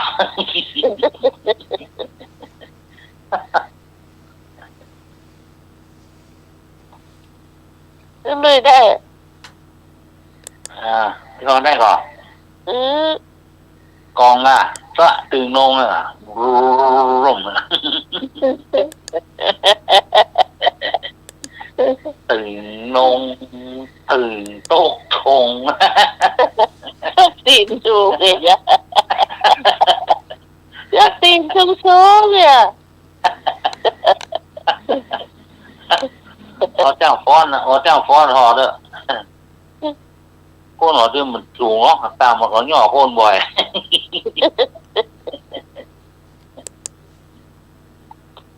ตื่นนงตาเกี่ยวกับเบาแล้วเจ้าฟ้อนเนี่ยมันใส่เกี่ยวกับนอกตา เก็บป้อนงานโอ้เล็กนะเล็ก เจ้าสำหรับค่ำคืนนี้ต้องขอบคุณพระอาจารย์พระครูสมุวิศวะวรกิจโจผู้อำนวยการสถานีผู้ควบคุมเสียงแล้วก็ดูแลรายการนี้จนจบรายการนะเจ้าขอบคุณในหน่วยสว่างเมฆเจ้าขอบคุณพี่พรเจ้าขอบคุณฤาษีขอบคุณสำเน็จเอารักนะเจ้าสำหรับพระเจ้าพิสมัยสุริยดอนเจ้าบุญทักษาเทวดาคุ้มครองแล้วก็พระรัตนตรัยปกป้องคุณผู้ฟังที่ฟังรายการทุกคนที่อยู่ดีมีสุขกันทุกคนเอาป้ากันใหม่จนพรุ่งนี้3 ทุ่มถึงเที่ยงคืนสำหรับวันนี้สวัสดีเจ้าดีครับผม สวัสดีเจ้า